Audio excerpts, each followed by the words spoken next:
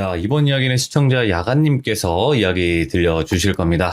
야간님께서 오늘 들려주실 이야기는 아름다워야 될 사랑 이야기가 정말 또 공포스러운 사랑 이야기가 될 것 같아요. 도대체 어떤 이야기길래 이런 이야기를 들고 오셨을지 들어보도록 하겠습니다.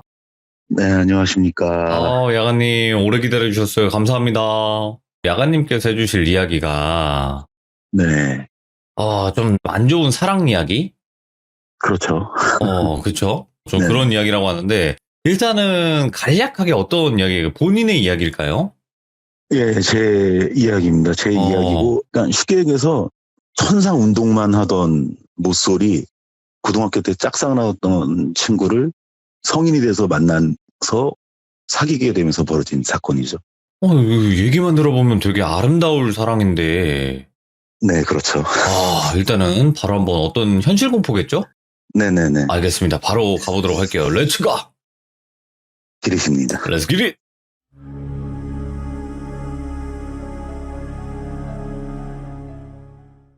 그러니까 뭐 앞전에 얘기했듯이 제가 운동 특기생으로 있는데 귀종님들 저 나이대 되시는 분들은 아마 아실 거예요. 저희가 이제 남녀공학인데 여학생들 보면 이렇게 운동장을 끼리끼리 모여서 돌잖아요. 그러면 이제 저희가 이렇게 막 별명을 줘줘요. 못난이 삼형제, 독수리 오형제, 백설공주와 일곱 난장이 뭐 이런 식으로 이렇게 해주는데 이 친구가 이제 백설공주와 일곱 난장이 중에 이제 백설공주였었어요. 진짜 꽤 이뻤었거든요. 지금 연예인으로 따지면 이시영님? 거기에 이제 동그란 은퇴 안경을 쓰고 다녔었는데 공부도 상당히 잘했었어요.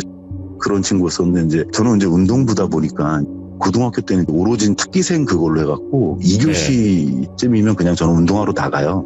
그래서 그 친구를 좋아하는 마음은 있었는데 말도 못 거는 상황이었고 그냥 운동만 하다 보니까 말을 어떻게 걸고 어떻게 뭐 접근을 해야 되는지도 모르고 그런 상태에서 고등학교를 그렇게 마감을 했습니다. 말 한마디도 못 붙이고 그러다가 이제 군대 갔다 오고 나서 복학하려면 시간도 걸리고 그래서 아르바이트를 하려고 이제 그 아르바이트라든가 직장을 소개시켜주는 그런 사이트가 있어갖고 그 사이트를 들어가서 알바를 처음으로 시작을 했는데 반장님이 너 일 잘하네 이래갖고 정직원을 해볼 생각 없네 이러시더라고요. 예?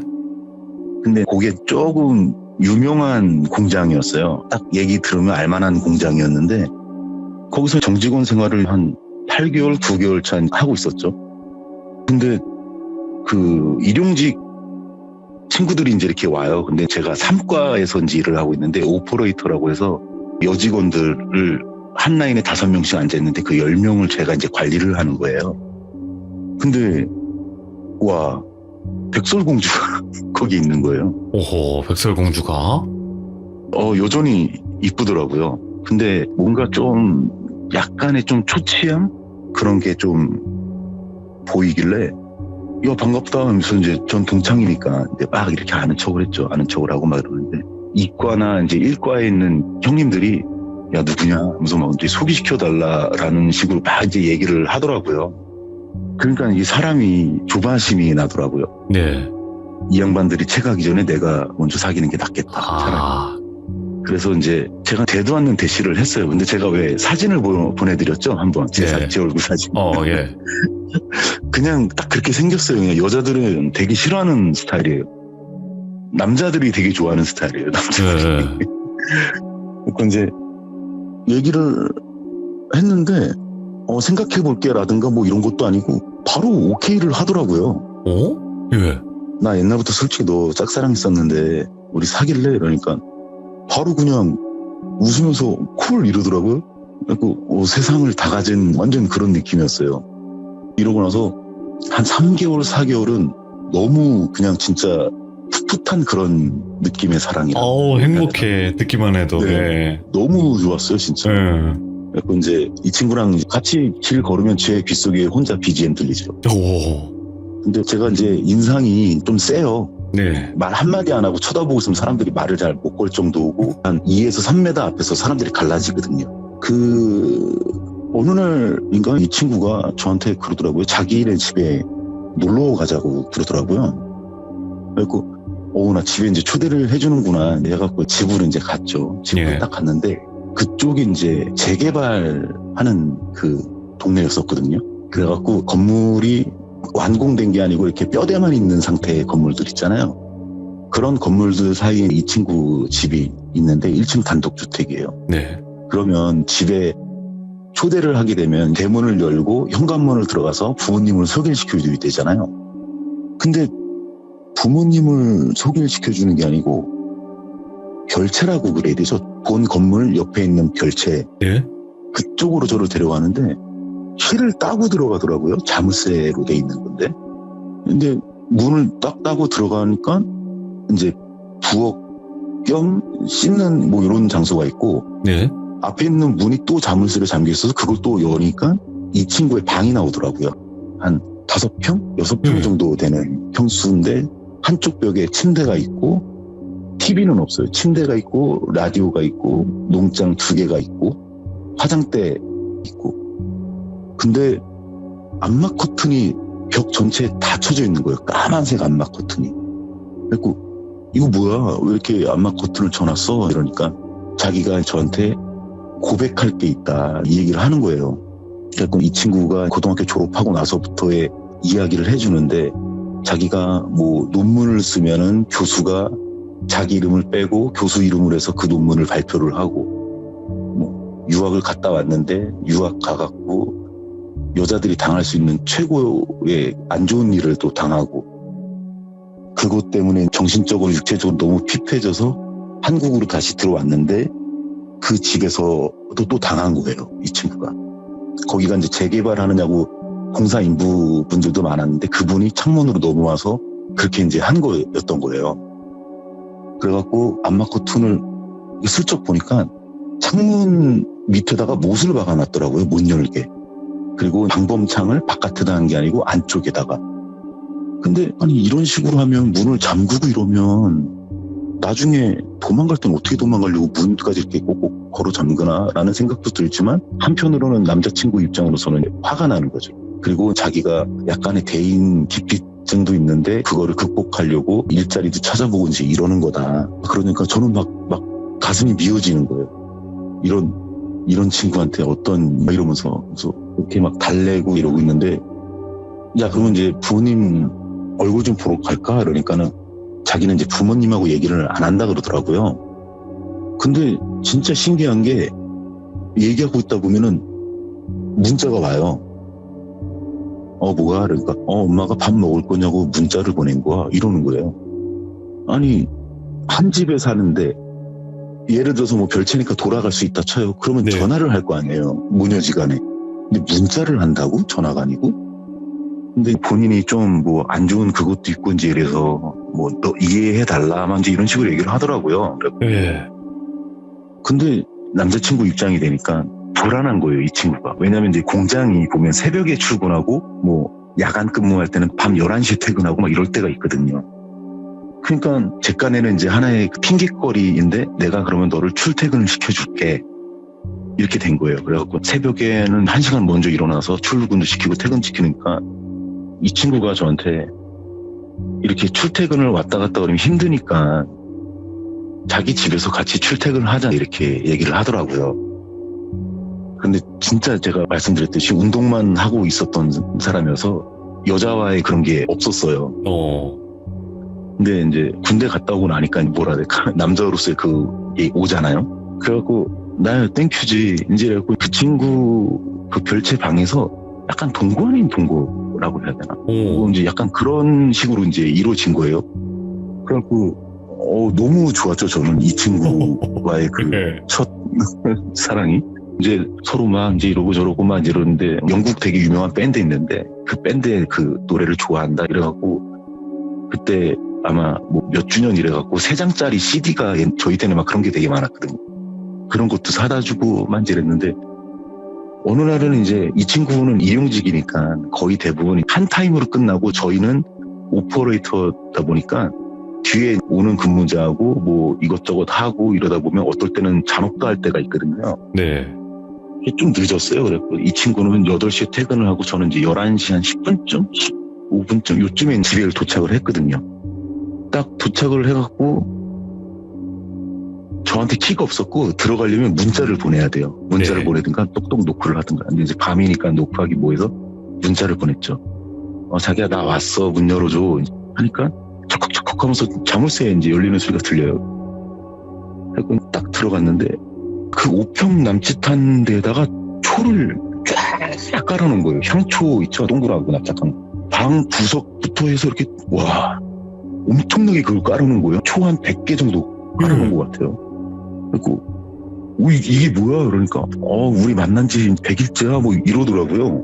너무 고마워 뭐 이런 걸 다 해주고 그래. 그리고 고맙다 막 이제 이랬는데 저는 이제 이걸 빨리 끄고 싶은 거예요. 왜냐면 안마 커튼 다 쳐져 있고 좀 불안하잖아요. 그래갖고 이거 일단 끄자 내가 봤으니까 꺼야지 그러는데 이때 이 친구 표정이 제가 이제 그 100일 동안 만나면서 처음 본 표정인데 너무 표독하게 변하는 거예요. 내가 이렇게 준비를 했는데 이런 느낌이 제가 속으로 아플싸하면서도 그래도 아무래도 제가 연애 고자였으니까 그때는 이거 안 돼 이거 위험해 이랬고 다 껐어요. 제가 그거를 다 끄고 나서 일단 씻자 이제 이러고 이제 다 씻고 나서 저는 이제 다음날 또 이제 새벽에 출근을 해야 되니까 잠을 이제 잤어요. 근데 이제 항상 제가 800개를 이렇게 해주는데 한참 자고 있는데 느낌이 싸한 거예요. 근데 제가 듣거나 냄새 맡거나 이런 거는 다 느끼는 사람이다 보니까 만약에 이 친구가 뭐 빙의가 되고 이러면 저도 느낄 텐데 그런 게 없으니까 빙의는 아니거든요. 그러니까 제가 손은 차렷을 하고 있는데 다리는 약간 A 형태로 벌리고 자는 스타일이에요. 근데 제 다리하고 다리 사이에 무릎 꿇고 이렇게 앉아갖고선 저를 너무 차갑게 쳐다보더라고요. 그러니까 무섭게 쳐다보는 거하고 차갑게 쳐다보는 거하고 느낌이 틀리잖아요. 이 정도까지 해야 되나 싶을 정도로. 네네네. 내가 이게 너무 진짜 연애에 대해서 잘 몰라서 여자 마음을 너무 몰랐나? 내가 이러면 안 되는 거였나? 이 생각이 들어서 눈을 빌면서 자기가 왜 뭐 때문에 그래? 인지 이러고서 눈을 뜨는데 안마 커튼을 쳤다 그랬잖아요. 네. 근데 그 커튼 사이사이가 딱 벌어져 있으면 그쪽으로 빛이 들어오거든요. 근데 순간적으로 제가 살기? 썸풋함? 이런 느낌이 들어서 상체를 들면서 바닥을 받치고 있던 손을 뒤로 확 밀었거든요. 진짜 순간 무의식적으로. 왜? 근데 그 부엌칼 있잖아요. 그거 갖다가 저를 찍었어요. 제가 이거를 사진을 다 찍어놔갖고 보내려다가 제가 못 보냈는데, 그러니까 무릎 오금 있죠. 무릎 오금부터 그 허벅지 있는 데까지 저한테 칼자국이 아직도 있거든요. 선명하게? 네네. 근데 갑자기 칼을 던지더니만 저를 끌어안는 거예요. 정말 울더라고요. 미안하다고. 미안해, 정말 미안해. 막 내가 미쳤나봐, 미안해, 막 이런 건데 저는 어안이 벙벙하죠. 그러다가 저는 이거 아픈 거보다 이 친구가 우니까 그게 이제 더 당황스럽잖아요. 아이고. 그러니까 왜 그래? 왜? 이러면서 어깨를 이제 터덕터덕 제가 앞바다리하고 한쪽 왼쪽 다리는 칼을 맞았으니까 뻗고 있고 오른쪽 다리를 앞바다리를 하고 있는데 이 친구가 앞바다리였는 데를 걸터 앉아서 제 목을 이렇게 끌어안는 형국이었거든요. 그리고 제가 허리를 안고 왼손으로 이 친구 오른쪽 어깨를 툭툭거리면서 왜 그래? 무슨 일인데? 뭐 안 좋은 일 있어? 왜 안 좋은 꿈 꿨어? 막 이제 이러니까 울면서 자기야 정말 미안해 이러고 있다가 갑자기 울음을 툭 붙이는 거예요. 그동안 저를 한 15도 각도로 올려보는 눈빛으로 저를 보더니만 하는 얘기가 남자 새끼도 다 똑같아 이러는 거예요. 어머, 미쳤다. 그 순간 아니 왜 그래? 아니 무슨 일이야 하니까 다 똑같아. 니들 다 똑같다고. 너도 내 몸 보고 만난 거지. 막 이러면서 그런 식으로 막 얘기를 하는 거예요. 예. 불 켜고 이제 막 이렇게 다독여줬죠. 너 도대체 왜 그러는 거야? 왜 이러는 거야? 그때 또 울면서 나 외국에 있을 때 안 좋은 일 당하고 이 집에서 또 안 좋은 일 당하고 그래갖고 사실은 남자가 자기 옆에서 자고 있는 것도 공포스러웠다고 얘기를 하는 거예요. 예. 그리고 그거를 좀 극복해보고자 같이 와서 살자 이제 이런 식으로 얘기를 한 건데 이게 극복이 안 되는 것 같다고 어느 순간 자기가 욱욱거리는 게 있다고 얘기를 하는 거예요. 그러냐? 아유 너 많이 힘들었겠다. 어떡하면 그래 알았어. 이런 식으로 해서 그냥 넘어갔어요. 뭐 사귀는 사이이고 힘들었는데 굳이 내가 여기서 이 친구 그 힘든 것 때문에 막 저거 할 수는 없잖아요. 그래도 믿고서 나를 집에 들인 친구니까. 그래갖고 이제 그냥 지나갔어요. 그냥 이렇게 지나가다가 어느 날부터인가 잠을 자는데 제가 거의 그냥 비계 없이 자는 스타일이거든요. 낮은 비계를 끼는데 왼팔로 이렇게 팔베개를 한 상태에서 마주보고 누우려고 이렇게 쓱 누웠는데 관자놀이 있는 부분 있죠? 관자놀이 있는 부분에 뭔가 딱딱한 게 눌리는 느낌? 이런 느낌이 딱 드는 거라고. 이거 뭐지? 이러고 있다가 좀 깊게 잠이 든 것 같아서 왼쪽 팔을 이렇게 쓱 빼고선 그 비계 안쪽으로 손을 이렇게 싹 넣었어요. 칼이 들어있더라고요. 비계 안에. 예. 베개 안에 칼이 들어있어서 그 칼을 쓱 빼갖고 일어나서 그 라디오 있는 그 테이블 있잖아요. 거기다 그냥 올려놓고 다시 옆에 누워서 팔베개 하고 잠이 들었어요. 그러니까 저는 이제 그 생각을 한 거예요. 이 친구가 그 옛날 그런 트라우마 때문에 남자라든가 뭐 나쁜 사람이 들어오면 방어를 하기 위한 수단이겠지. 저는 그냥 크게 신경도 안 쓰고 그랬거든요. 근데 이 친구가 잠을 자고 있었던 게 아니었더라고. 아침에 이제 출근하려고 막 준비하고 있는데 뒤에서 이렇게 쳐다보는 느낌이 들어갖고 준비하다가 왜 뭐 할 얘기 있어? 이러니까 그 칼 왜 치웠어? 이러는 거예요. 그러니까 내가 잠잔 줄 알았지. 이러는 거예요. 아니 이게 위험하고 하니까. 그리고 나 운동한 놈이야. 뭐가 무서워? 내 옆에 있는데. 그러니까 다음부터 저런 거 두지 마. 이제 이러고 나서 제가 먼저 출근을 하면 일용직이신 분들은 정상 출근을 해갖고 8시 반에 들어와요. 저희는 이제 6시 반에 들어가고. 근데 출퇴근하느냐고 제가 먼저 태워서 밥 먹이고 좀 쉬게 하고만 이제 이러는 스타일인데 자기는 통근버스 타고 갈 테니까 저보고 먼저 가라 그러더라고요. 그래 알았어 이러고 나서 갔는데 이 친구가 안 보이는 거예요. 라인에서. 출근 왜 안 했지? 이제 이러고 있다가 반장 형이 저한테 이러는 거예요. 야 야간아 너 저기 싸웠니? 이러더라고요. 왜요? 그러니까 아니 출근하자마자 일 그만둔다고 그러고 나갔는데 이렇게 얘기를 하는 거예요. 너 가봐야 되는 거 아니야? 너는 3시 퇴근해. 퇴근시켜줄 테니까. 이렇게 얘기를 해서 감사합니다. 이러고 3시 퇴근을 했죠. 근데 집에도 없는 거예요. 집에도 없고 전화도 안 받고 이런 식이어갖고 거기는 문을 잠가놓는다 그랬잖아요. 그래서 제가 거기를 못 들어가요. 그래서 저는 저희 본가로 이제 왔죠. 저희 집으로. 집으로 와서 샤워하고 막 이러고 있는데 전화가 부재중 한 27통 정도? 이 정도가 와 있는 거예요. 뭐지? 이러고 전화를 했죠, 제가. 여보세요? 그러니까 어디야? 이러는 거예요. 그리고 참, 야, 넌 어디야? 그러니까 네 어디냐고 이러는 거예요. 그래서 나 집이지. 딱 얘기를 했는데 어디 갔다 왔는데 집이야? 이러는 거예요. 무슨 소리야? 지금 너 일 그만둔다라고 네 찾으러 돌아다니다가 지금 집으로 왔는데 이러면서 그 얘기를 하면서요, 제가 그때 살던 집은 복도식 아파트였었거든요. 그래갖고 현관을 열면 복도잖아요, 바로. 옛날에는 이제 흡연을 하고 그랬었어요, 사람들이 그 복도 쪽 나와서. 담배를 물고 라이터 불을 딱 붙이려다가 제가 그대로 얼어붙었어요. 제 차 본넷에다 손을 올리고 전화를 하고 있는 거예요. 그리고 여보세요? 그러니까 어딜 갔다 왔는데 차가 이렇게 따뜻해? 이러는 거예요. 그리고 아니 나 너 찾으러 저거 그러니까 좀 어버버가 됐죠. 그러니까 죽는 꼴 보기 싫으면 빨리 내려와 이러더라고요. 알았어 이제 이러고 내려갔어요. 내려가고 이제 차에 태우니까 자기는 집으로 이제 가자 그러더라고요. 그래서 집으로 딱 갔어요. 근데 여기서 제가 주부까지 갈 상황이 이제 오게 되죠. 그날 저녁에. 집에 바로 안 가고 커피숍에 가서 이제 얘기를 좀 했어요. 이런저런 얘기도 좀 하고, 야, 왜 그러냐. 내가 진짜 솔직히 나 운동밖에 모르던 놈이어서 공부도 잘 못했고, 할 줄 아는 거는 거짓말 안 하고 그냥 사람한테 대하는 것밖에 없다. 내가 너한테 뭐 좀 불편하게 하거나 너 서운하게 한 거 있으면 얘기를 해라. 그러면 내가 그거를 고치겠다.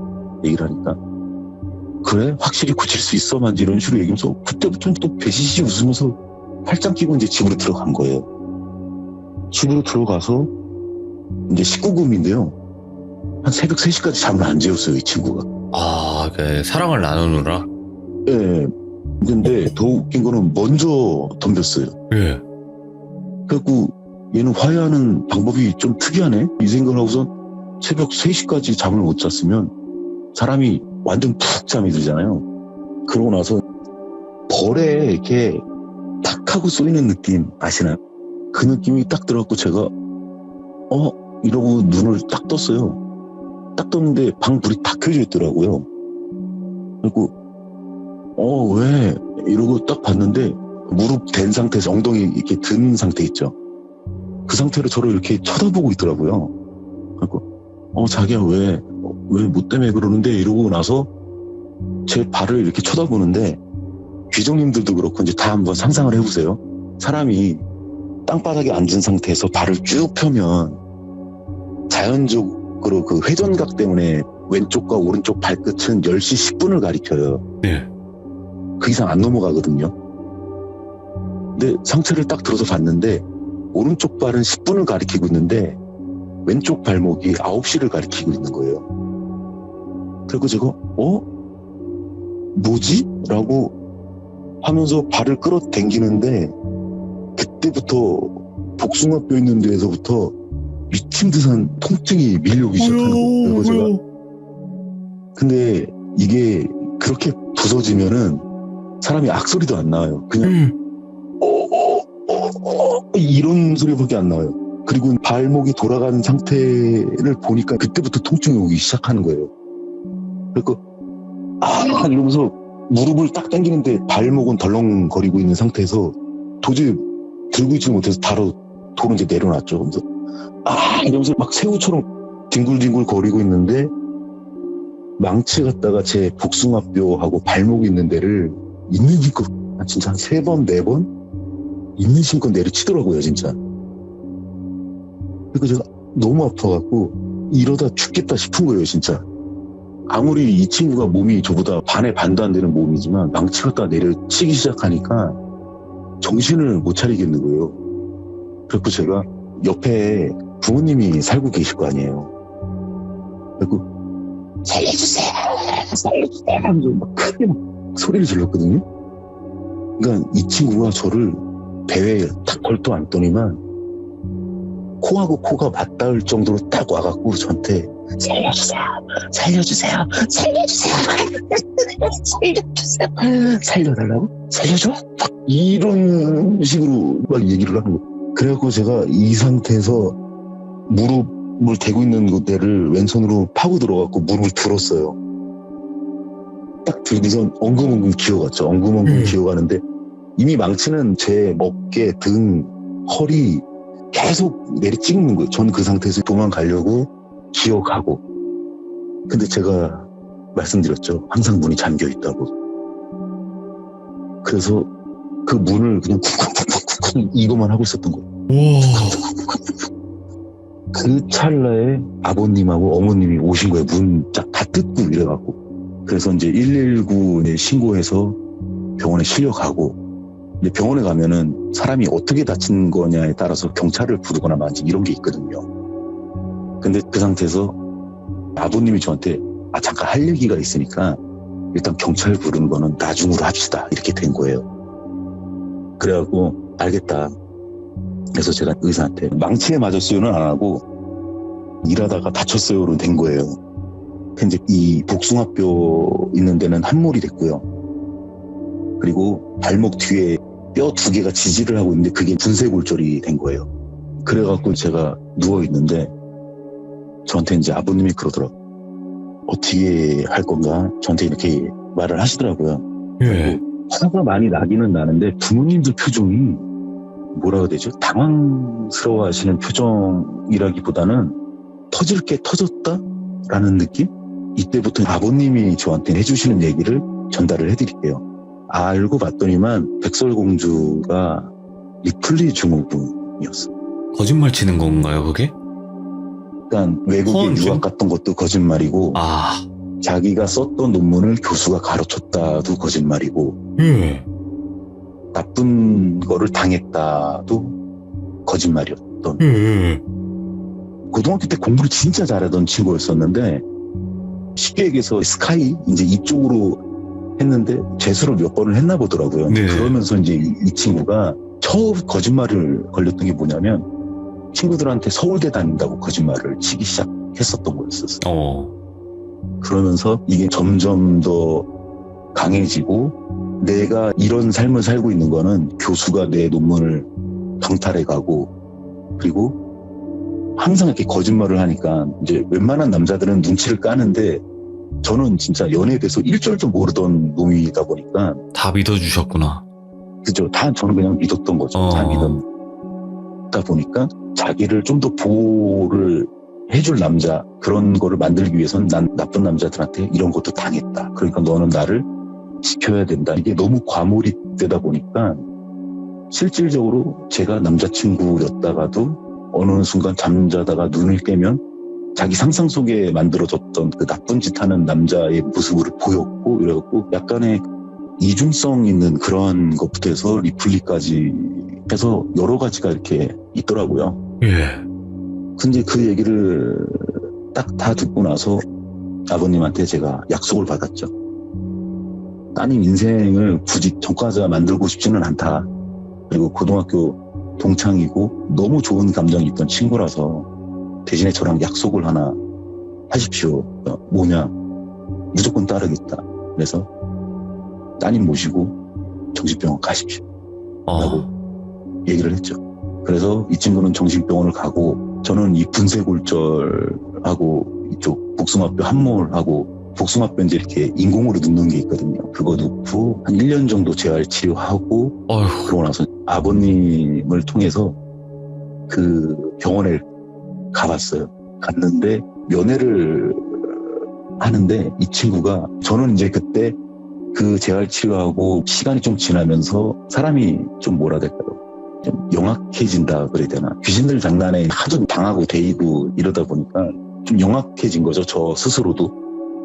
그리고 좀 여자들한테 싸가지 없게 대하게 된 거예요. 당한 것도 있고 하다 보니까.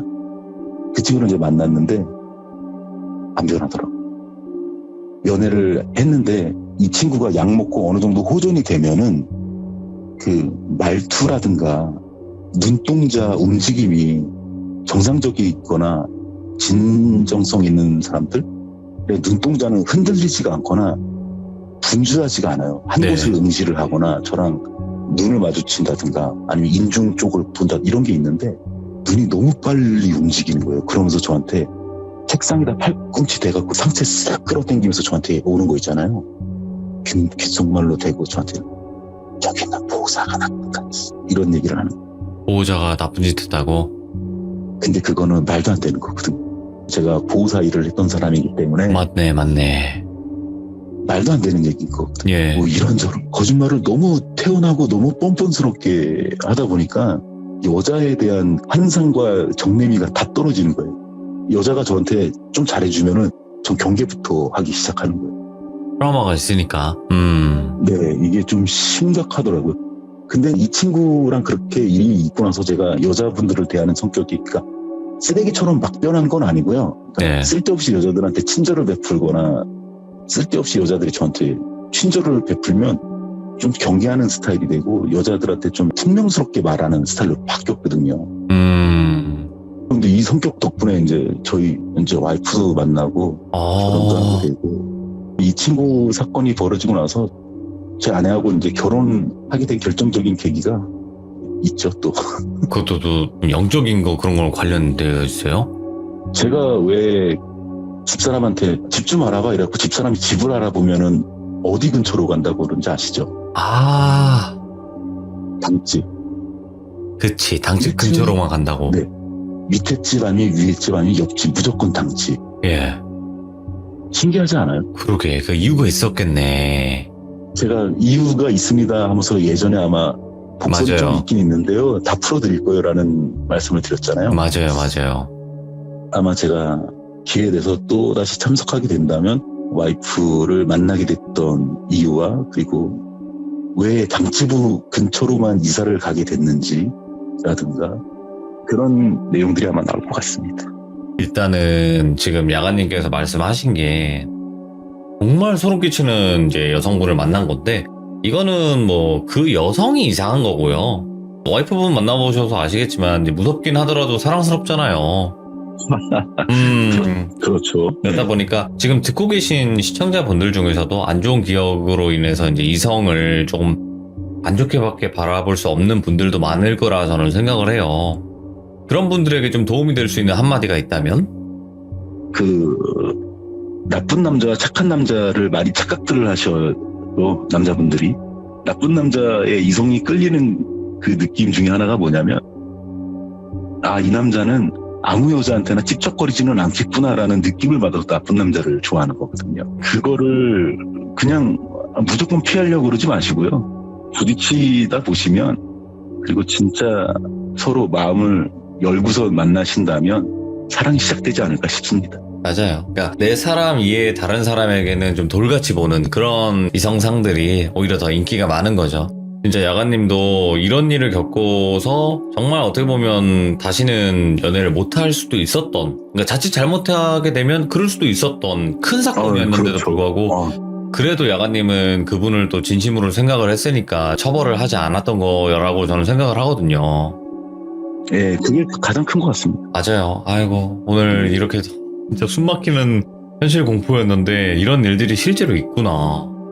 영화 미저리에서만 있었던 게 아니네요. 근데 한 가지 좀 의문점이 있는 거는 리플리 증후군은 그래요. 뭐 거짓말을 치고 그 거짓말이 또 진실인 것처럼 살아가는 사람들이라고는 알고는 있는데 그 폭력적인 네네네. 거랑은 좀 다르지 않나요? 그거를 저도 진짜 모르겠어요. 또 다른 것도 같이 앓고 있나? 그러니까 제가 정확한 뭐 병명을 꼬치꼬치 캐묻기도 좀 뭐하고, 근데 저는 진짜 섬뜩했던 것 중에 하나가, 제가 진짜 너무 살고 싶어서 살려달라고 그렇게 소리를 질렀거든요. 근데 예. 진짜 아무런 감정 없는 그 느낌으로 제 코앞에 다가와서 살려달라고? 살려줘? 그러면서 제가 살려주세요 그러면 그걸 똑같이 살려주세요 이러면서 그 웃는 그 모습이 망치로 맞고 뭐 칼로 뭐 다 필요 없습니다. 섬찟하더라고요. 그리고 이게 불가항력이 됐던 게, 제가 너무 좋아하던 친구였었잖아요. 모르겠어요. 전 그때 왜 그랬는지 모르겠지만 뭐 이렇게 제압을 하거나 이런 느낌이 아니고 그냥 살고 싶었던 게 가장 컸었던 것 같아요. 그래도 어떻게 또 이겨내셔서 이렇게 힘든 이야기를 들려주신 건데 너무 감사하고, 진짜 중간에 도망칠 뻔했어요. 저도 정말 거짓말이 아니라 중간에 그냥 끊을까 이 생각 들거든요. 막 그 숨이 막히니까. 아무튼 야간님 감사합니다. 수고하셨습니다. 늦은 고맙습니다. 시간. 네, 감사합니다. 와, 아직도 멍 때리게 되는데 분명히 정말 사랑하는 사람이었고 정말 좋아했으니까 다 이해하고 그러려고 했는데 왜 그런 행동을 했을까 아직도 이해가 안 되네요. 정말 이해가 안 되고, 혹시라도 이런 일들을 겪으신 분이나 내가 만났던 사람이 저랬었다, 근데 그 사람이 알고 보니까 이런 병명이 있더라 라고 알고 계신 분들은 댓글 좀 남겨주세요. 이 영상 보시면. 그러니까 여러분들 항상 조심하시고 이쁜 사랑하시길 바랍니다. 감사합니다. 고맙습니다.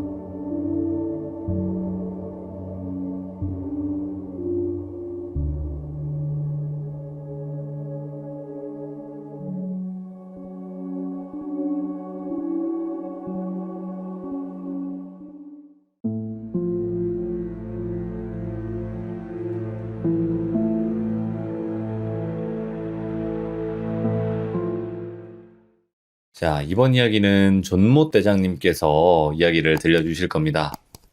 발음을 조금 주의를 해야 될 것 같아요. 존못 대장님. 오늘 못 대장님께서 정말 또 많은 이야기가 있으신 분이기도 해요. 근데 오늘 또 시들물을 찾아와 주셨고 많은 또 용기를 내서 이야기를 들려주시는 겁니다.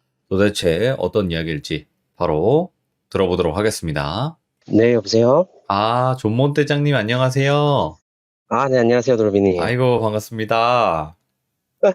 반갑습니다. 네. 또 이렇게 늦은 밤까지 기다려주셔서 감사드리고, 오늘 네. 대장님께서 많은 용기를 내주실 것 같아요. 제가 봤을 때는. 네, 맞습니다. 네, 왜냐면 이런 얘기 하는 게 사실 대중들 앞에서 쉬운 건 그쵸. 아니라고 저는 생각을 하거든요. 믿어주시는 분들도 있고 믿지 않으시는 분들도 분명히 존재를 하기 때문에. 네. 네, 그래서 오늘 또 이렇게 이야기 들려주셔서 감사드리고, 그러면 일단은 주제가 어떤 주제가 될지 한 번만 이야기를 해주시면 좋을 것 같아요. 일단은 제가 거의 30대다 보니까 이때까지 살아오면서 겪었던 일들을 관통하는 단어인 나의 수호령 청도 할매로 하겠습니다. 오, 나의 소령 청도 할매. 네네. 오, 일단 소령이라는 게 언급이 됐다는 것은 귀신에게 무지하게 괴롭힘을 당했다는 소리잖아요. 그쵸. 그거와 연관이 되거든요. 그러니까 소령이라는 거를 언급할 정도면 정말 귀신들이 집중 공격을 했다는 뜻인데 거기에서 보호가 됐다는 뜻이거든요. 청도 할매의 이야기를 바로 한번 들어보도록 하겠습니다. 렛츠고! 끼리십니다. 렛츠기리!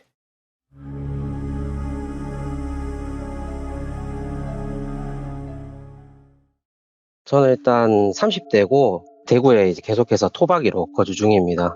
이야기의 시작은 제가 태어나기 전에부터 시작되는데 네. 저는 이제 일남 일녀 중에 이제 장남으로서 당시 어머니는 저를 이제 출산하시기 전에 저의 이름을 일단 외자로 지으려고 하셨대요. 성이 김이라고 하면은 외자로 뭐 김정이라든지 이런 식으로 지으려고 하셨는데 그때 이제 저희 할아버지께서 크게 반대를 하셨죠. 제 족보에는 이제 돌림자로 써서 이름을 지어야 된다라고 하셔가지고 무조건 할아버지는 결사반대, 호적상의 이름으로 가자라고 네. 이렇게 얘기를 하셨는데 그때 과정에서 어머니께서 이제 한 수 꺾을 수밖에 없죠. 할아버지께서 그렇게 얘기를 하시니까. 그렇게 해서 제 이름은 호적상의 이름으로 올라가게 되었고 어느 날 어머니가 저를 돌보는 과정에서 제가 이제 뭐 태열도 아닌 것이 애가 매일같이 울기도 울고 울다 지쳐서 잠들고 뭐 업어도 울고 뭐 누여도 울고 하루 종일 울기만 하더랍니다. 첫 육아인 어머님은 약간 좀 지치는 마음에 병원을 5곳에서 한 6곳 정도 가봤는데 병원에서는 별 문제가 없다는 이야기만 들었다고 하시더라고요. 그래가지고 마지막으로 좀 지푸라기를 잡는 심정으로 마지막으로 한의원을 가게 됩니다. 지금은 아닌 걸로 알고 있는데 옛날에는 한의사분들도 어느 정도 사주팔자 혹은 또 명리학 이런 거에 대해서 조금 공부를 하셨다고 하시더라고요. 오, 예. 그래서 한의사분께서 검진을 하면서도 진맥을 짚으면서 검진을 하는데도 애한테는 별 문제가 없는데 일이 이렇게 아프고 이렇게 서럽게 우는가 싶어서 어머니랑 이야기를 하던 도중에 저의 이름을 듣고 사주팔자를 한번 봐주셨다고 하시더라고요. 한의사 분께서는 한참 동안 제 이름을 이렇게 풀어내더니 하시는 말씀이 애기 이름 이대로 가면 안 되는데 내 정확하게는 모르지만 애 이름 때문에 이렇게 애가 아픈 것 같다. 그러니까 내가 아는 무당을 소개시켜 줄 테니까 한번 가봐라 라고 하시면서 그 무당집 주소를 적어 주셨대요. 예. 당시에는 이제 집 전화기만 있었고 그때 당시에는 그 무당집에 집 전화가 없어서 주소만 이렇게 적어 주셨다고 하시더라고요. 그래서 어머님은 좀 고민을 할 수밖에 없었대요. 왜냐하면은 친가나 외가가 둘 다 천주교 집안이다 보니까 어머니께서는 무당집을 가는 걸 양가에서 반대를 할 거라는 생각 때문에 고민을 할 수밖에 없었던 거죠. 결국에는 어머니는 결단을 내리게 된 거죠. 이제 혼자 저를 데리고 한의사가 말이죠. 무당집으로 가기로. 어머니께서는 애초에 서울 사람이다 보니까 대구 지리는 전혀 모르는 상태셨어요. 그래가지고 겨우겨우 뭐 5개월 된 저를 업어가면서 이렇게 물어 찾아가는데 어느 40대 파마머리라는 아주머니가 어머니를 붙잡으시대요. 세대 어딜 그렇게 바삐 가냐 이러면서 어머니께서는 당시에 제가 지역명 오픈하도록 하겠습니다. 대구에 그 송현동이라고 달서구 쪽에 위치한 송현동이 있어요. 그 주소를 말해주면서 여기 이 집을 찾아가는데 내가 도저히 못 찾겠다 이러신 거예요. 그때 갑자기 아주머니께서 웃으시면서 아이고 새댁 내가 새댁 만나려고 이렇게 마실을 그렇게 나가고 싶었나 보다고 그 집 우리 집이니까 우리 같이 가자고 그렇게 되신 거예요. 예. 어머니는 이제 살면서 처음으로 무당도 만나보고 당집도 가보신 거예요. 갔는데 당집이 일반 가정집이긴 한데 정중간에 불상은 있는데 붉고 얇은 커다란 천으로 그 불상을 가려놨다고 하시더라고요. 예. 그래서 어머니는 무당 아주머니한테 제 상태를 막 이야기를 해주려고 하니까 무당 아주머니가 그 어머니 말을 가로채더랍니다. 이미 알고 있었다는 듯이. 애한테 붙어서 해코지 하는 귀신도 안 보이고 보아하니 애 이름이 애랑 잘 안 맞는 것 같은데 애 이름이 어떻게 되는가? 이렇게 바로 물어보셨대요. 그래서 어머니가 깜짝 놀라가지고 어떻게 하셨냐 이렇게 되물어보니까 무당 아주머니가 되게 싱긋 웃으시면서 아까도 말했지 않냐. 왠지 그냥 밖에 마시러 나가고 싶어서 그렇게 나갔는데 내가 모시는 신령님께서 새댁 찾아서 데려오라고 그렇게 보내셨나 보다. 이렇게 얘기를 하시더라고요. 그래서 무당 아주머니한테 제 이름을 이야기를 해주시고 사주팔자나 이런 걸 얘기를 해주시니까 무당 아주머니가 그 이름은 안 되는데 그 이름은 애기 사주에 너무 안 맞는 이름이어서 분명 애가 성인이 되기 전에 비명 행사할 팔자라고 이 이름으로 가면은 그런 식으로 얘기를 하셨대요. 그래서 저희 어머니는 덜컥 겁이 나신 거죠. 무당 아주머니 제발 애만 살려달라고 어떻게든 방법을 좀 알려달라고 빌고 비시니까 무당 아주머니가 계속 고민을 하시대요. 애기 사주팔자에 맞는 이름이 너무 없대요. 나도 진짜 도와주고 싶은데 뾰족한 수가 없다. 이렇게 얘기를 하시다가 침묵의 시간이 좀 지났죠. 그러면서 무당 아주머니가 어머니께 새댁 내가 방법을 하나를 좀 생각을 해봤는데 이건 100% 애가 평범한 애들처럼 살 수 있는 그런 건 아니다. 죽지 않을 뿐이지 되게 다사다난한 삶을 살아갈 거다. 이렇게 얘기를 해주시대요. 그래서 그 방법이 뭐였냐면은 제가 10살 때까지는 맨 처음에 어머니가 짓고자 했던 그 외자의 이름을 쓰고 호적상에는 그냥 지금 이름 그대로 가되 10살 때는 무당분께서 지어준 이름으로 개명을 하라는 거였어요. 그래서 저는 10살 때까지 외자인 이름으로 살았고 10살 이후로부터는 지금의 이름으로 계속 살게 된 거죠. 오, 총 3개의 이름으로. 기구하다. 오. 여기까지가 제 유아기 시절 때 일이고요. 예. 두 번째 이야기는 저희 집안은 좀 특이하게 친가족이 좀 특이하게 천주교 집안인데 제사를 지내요. 제사 지내기 위해서 할아버지 댁에 있었을 텐데 보통 제사가 초저녁에 준비를 해서 밤 12시를 넘기고 끝이 나는 것으로 저는 알고 있거든요. 그때는 혼자 집에서 노는 것도 심심하기도 하고 또래가 없으니까 그래서 밖에 나가서 놀이터에 놀러 가려고 부모님들한테 허락을 좀 구했어요. 당시에는 이제 할아버지 집하고 저희 집하고 같은 아파트지만 동은 다른 그런 상황이었기 때문에 어차피 아이도 이 아파트 단지 내에 지리도 알고 있을 거고 부모님도 얘가 어느 놀이터를 놀러 간다는 걸 알고 있으니까 흔쾌히 보내주셨어요. 그때 당시 놀이터 돌비님은 아시겠지만 흙과 모래가 가장 많은 그런 놀이터들이 되게 많았었는데 예. 제가 그냥 놀러 가면 심심하니까 맥주잔 있죠? 유리컵 그거를 가지고 놀이터에 가서 성도 만들고 모래 장난하려고 그걸 부모님 몰래 가지고 나왔어요. 놀이터가 할아버지 집에서 오르막길을 좀 올라가야 되는데 그곳을 제가 올라가는 도중에 사건이 터진 거예요. 혼자 유리잔을 양손으로 꼭 붙잡고 오르막길을 이렇게 오르고 있는데 갑자기 뒤에서 누가 찾았다 이런 소리와 동시에 제 발목을 확 낚아챈 거예요. 그래가지고 제 두 손은 유리잔을 잡고 있었잖아요. 그대로 앞으로 넘어지면서 유리잔이 깨지고 유리 파편이 제 오른손바닥을 찔렀고 그렇게 해서 되게 크게 다쳤어요. 그래서 그 흉터가 아직도 오른손에 좀 남아있고요. 이때 들었었던 그 찾았다라는 그 여자 음성이었는데 지금도 생각하면 좀 오싹하고 약간 좀 그런 여자 목소리였습니다. 뭐 이후에도 좀 다양하게 사건 사고들이 좀 많이 있었거든요. 예를 들어서 유치원에서 뛰어놀다가 앞에 급식 아주머니께서 콩나물 국통을 들고 오시는데 그걸 보지 못하고 누가 등을 떠미는 느낌에 밀려서 팔에 화상을 입기도 했고요. 예. 뭐 학교하고 집에 오다가 누가 던진지도 모르는 짱돌을 맞아서 이마가 찢어진 적도 있었고요. 이렇게 좀 짜잘짜잘하게 계속해서 꼬매고 수술하고 이런 것들이 좀 있었어요. 이때까지만 해도 어머니는 좀 걱정이 됐는데 주변에 어머니 친구분들께서 애가 좀 유별나게 다치고 그런다고 하니까 어머니 친구분들은 그냥 이제 남자애고 그렇다 보니까 사고도 치고 다치기도 다치면서 큰다 이렇게 얘기를 하신 거예요. 그래서 어머니도 그냥 이제 평범한 남자애들 키우는 집안의 일상인갑다 이렇게 생각을 하셨다고 하시더라고요. 근데 앞에 벌어지는 일 때문에 어머님은 다시 송현동에 계시는 무당 아주머니를 찾아가게 돼요. 이때는 제가 초등학교 2학년 때 피아노 학원을 다닐 때 벌어졌던 일인데 그때 당시에 제가 사고가 났던 그 장소예요. 보시다시피 피아노 학원이 1층 주택을 개조했던 학원이었는데 예. 화장실이 집 안에 있지만은 마당에 푸세식 화장실로 있었던 곳이었었거든요. 거기가 불도 잘 안 켜져요. 심지어 켜려고 해도 전등 스위치 불이 이게 당겨서 켜는 불이었거든요. 아, 옛날에. 네, 근데 오. 이제 소변이 너무 마려워서 화장실에 들어가서 불도 안 켜지고 무서우니까 문을 활짝 열어놓고 이제 볼일을 좀 보고 있는데 갑자기 바람이 확 하고 불면서 문이 꽝 하고 닫힌 거예요. 갑자기 등에서 식은땀이 나기 시작하더라고요. 위에 있는 불을 켜려고 천장을 딱 봤는데 천장에서 거꾸로 머리 하나가 이렇게 쑥 하고 내려와요. 그러면서 진짜 입이 찢어질 듯이 낄낄거리면서 웃으면서 저한테 말을 하는 거예요. 앞으로 3번. 앞으로 3번이라고 얘기했어요. 앞으로 3번. 예. 네. 그래서 저는 이제 소리를 지르면서 문 열고 정신없이 피아노 학원으로 돌아와서 선생님한테 말씀드렸죠. 화장실 안에 귀신이 있다고. 근데 보통 뻔하죠. 선생님은 얘가 뭔 소리를 하나 싶어서 화장실 갔는데 아무것도 없죠, 당연히. 그래서 그냥 이제 아무것도 없다고 하면서 저를 어르고 좀 달래주셨어요, 그때는. 그때 그 이후로 저는 그 화장실에 못 가고 지금 차가 있는 반대편에 보면 단장이 있거든요. 거기에다 그러면 안 되지만 거기다 노상방뇨를 시작하기 시작했습니다, 제가. 왜냐면 화장실을 도저히 못 가겠으니까. 예. 그래서 보통 보시면은 그 화장실 있는 쪽이 검은색 조그마한 문이 하나 있거든요. 철문이. 예. 가끔 그 문이 열려 있을 때가 있어요. 그 문 딱 정면에 화장실이 있었거든요. 예.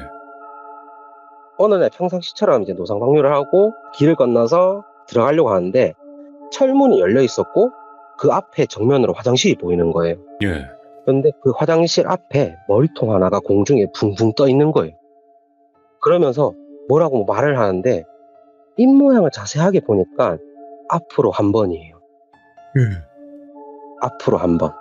그날 진짜 혼비백산해서 피아노 학원도 다시 안 들어가고 집으로 그냥 갔어요. 그냥 도망쳐서. 예. 그러다가 어느 날 사건이 벌어지게 된 거죠.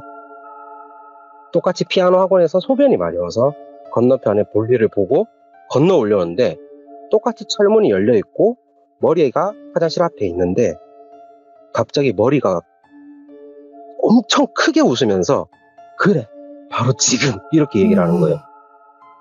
그러면서 제 양옆에 주변 시야를 누가 손으로 가린 것처럼 시야가 차단된 거예요. 예. 진짜 옆에 주변 시야가 누가 손으로 싹 가려놓은 거예요, 그냥. 예. 그래서 제가 이랬는데 보통 제가 길을 조그만한 길이지만 건너갈 때 양옆을 확인하고 가거든요. 그날은 주변 시야도 차단이 돼 있고 앞만 보이는 상태에서 소리도 잘 안 들렸어요. 약간 물에 있는 것처럼. 그렇게 해서 건너는데 한 0.5초 정도 갑자기 경적 소리가 삑 하고 나면서 그대로 오토바이가 저를 치고 지나간 거예요. 그렇게 해서 저는 이제 붕 날라서 땅에 내던져졌는데 저는 이게 무슨 상황인가 싶어서 벌떡 일어났죠. 근데 앞이 하나도 안 보이고 깜깜해요. 예. 아무것도 안 보여서 2팔을 앞으로 내밀고 그냥 엄마 내 눈이 안 보인다. 엄마 내 무섭다. 이렇게 하고 있는데 갑자기 누가 저를 앞에서 와락 안아주더라고요. 예. 와락 안아주면서 귓가에다가 속삭이는데 할머니 목소리였어요. 그때 할머니 목소리로 아이고 우리 자손 웃잖아. 아이고 우리 자손 웃잖아. 걱정 마라. 별일 아니다. 아이고 막 웃잖아 우리 자손. 이런 목소리가 들렸어요 그때. 예. 그래가지고 저는 할머니 목소리니까 아까 전에도 말씀드렸다시피 친할머니, 친할아버지 댁이 같은 아파트에 있다 보니까 예. 그냥 할머니께서 지나가다가 저를 봤나 보다. 그러면서 정신을 잃었죠. 정신을 잃고 눈을 떠니까 병원이더라고요. 그때 제가 오른쪽 쇄골이 부러졌었고 오른쪽 정강이가 부러져가지고 철심 박았었고요 그때. 큰 수술이다. 그 다음에 골반뼈가 금이 갔다고 하더라고요. 예. 진짜 큰 사고였었죠 그때는. 그 이후로 어머니가 바로 송현동에 있는 무당 아주머니를 찾아간 거예요. 그래서 무당 아주머니를 찾아가자마자 무당 아주머니가 어머니 보고 됐다.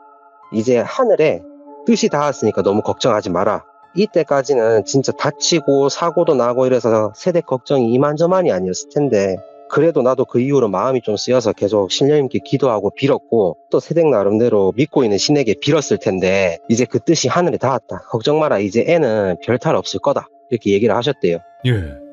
진짜 거짓말같이 그 이후로 저는 초등학교도 멀쩡하게 졸업도 하고 중학교, 고등학교까지 진짜 별탈 없이 그렇게 자랐었습니다. 와. 네, 여기가 이제 2번째 이야기고요. 예. 저 이제 3번째는 타이틀을 따자면은 피에 젖은 라면이에요. 이 이야기는 약간 좀 웃기면서도 좀 슬픈 그런 얘기인데 21살 때 제가 약간 좀 불꽃 같은 청춘을 보내던 그런 대학생 때 시절이었는데 예. 제가 이제 고등학교 때 수시를 합격을 한 거예요. 그래서 2개의 대학 중에 하나를 선택해야 되는데 하나는 부산에 있는 국립대, 하나는 대구에 있는 사립대 둘 중에 하나를 선택을 했어야 됐어요. 근데 저는 제 꿈과 장래와 진로를 선택하기 위해서는 부산에 있는 국립대를 갔어야 됐었거든요. 그 과가 저랑 잘 맞는 과여서. 근데 부모님이 결살 반대를 하셨어요. 집에서 통학하는 거 아니면 못 보내준다. 왜냐면 애가 어릴 때도 막 사고도 나고 이랬다 보니까 어디 떼어놓기가 부모님 입장에서 너무 걱정이 되는 거죠. 그래서 그때부터는 이제 부모님하고 매일같이 집에서 싸웠죠. 왜 내가 가고자 하는 데를 안 보내주냐. 국립대가 오히려 싸다. 뭐 이런 얘기도 하면서. 근데 부모님은 절대 안 된다고 하고.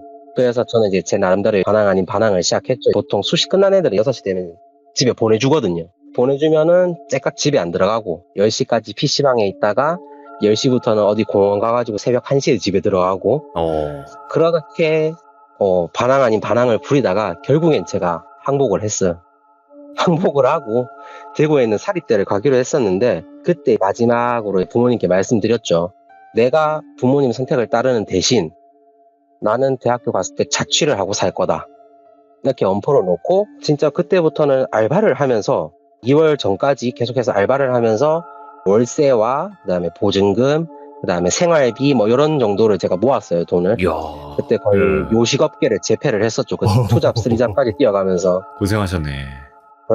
그래가지고 그렇게 했었는데 그러면서 이제 다 모아서 2월 달에 제가 대학교 앞에 있는 원룸을 구하게 돼요.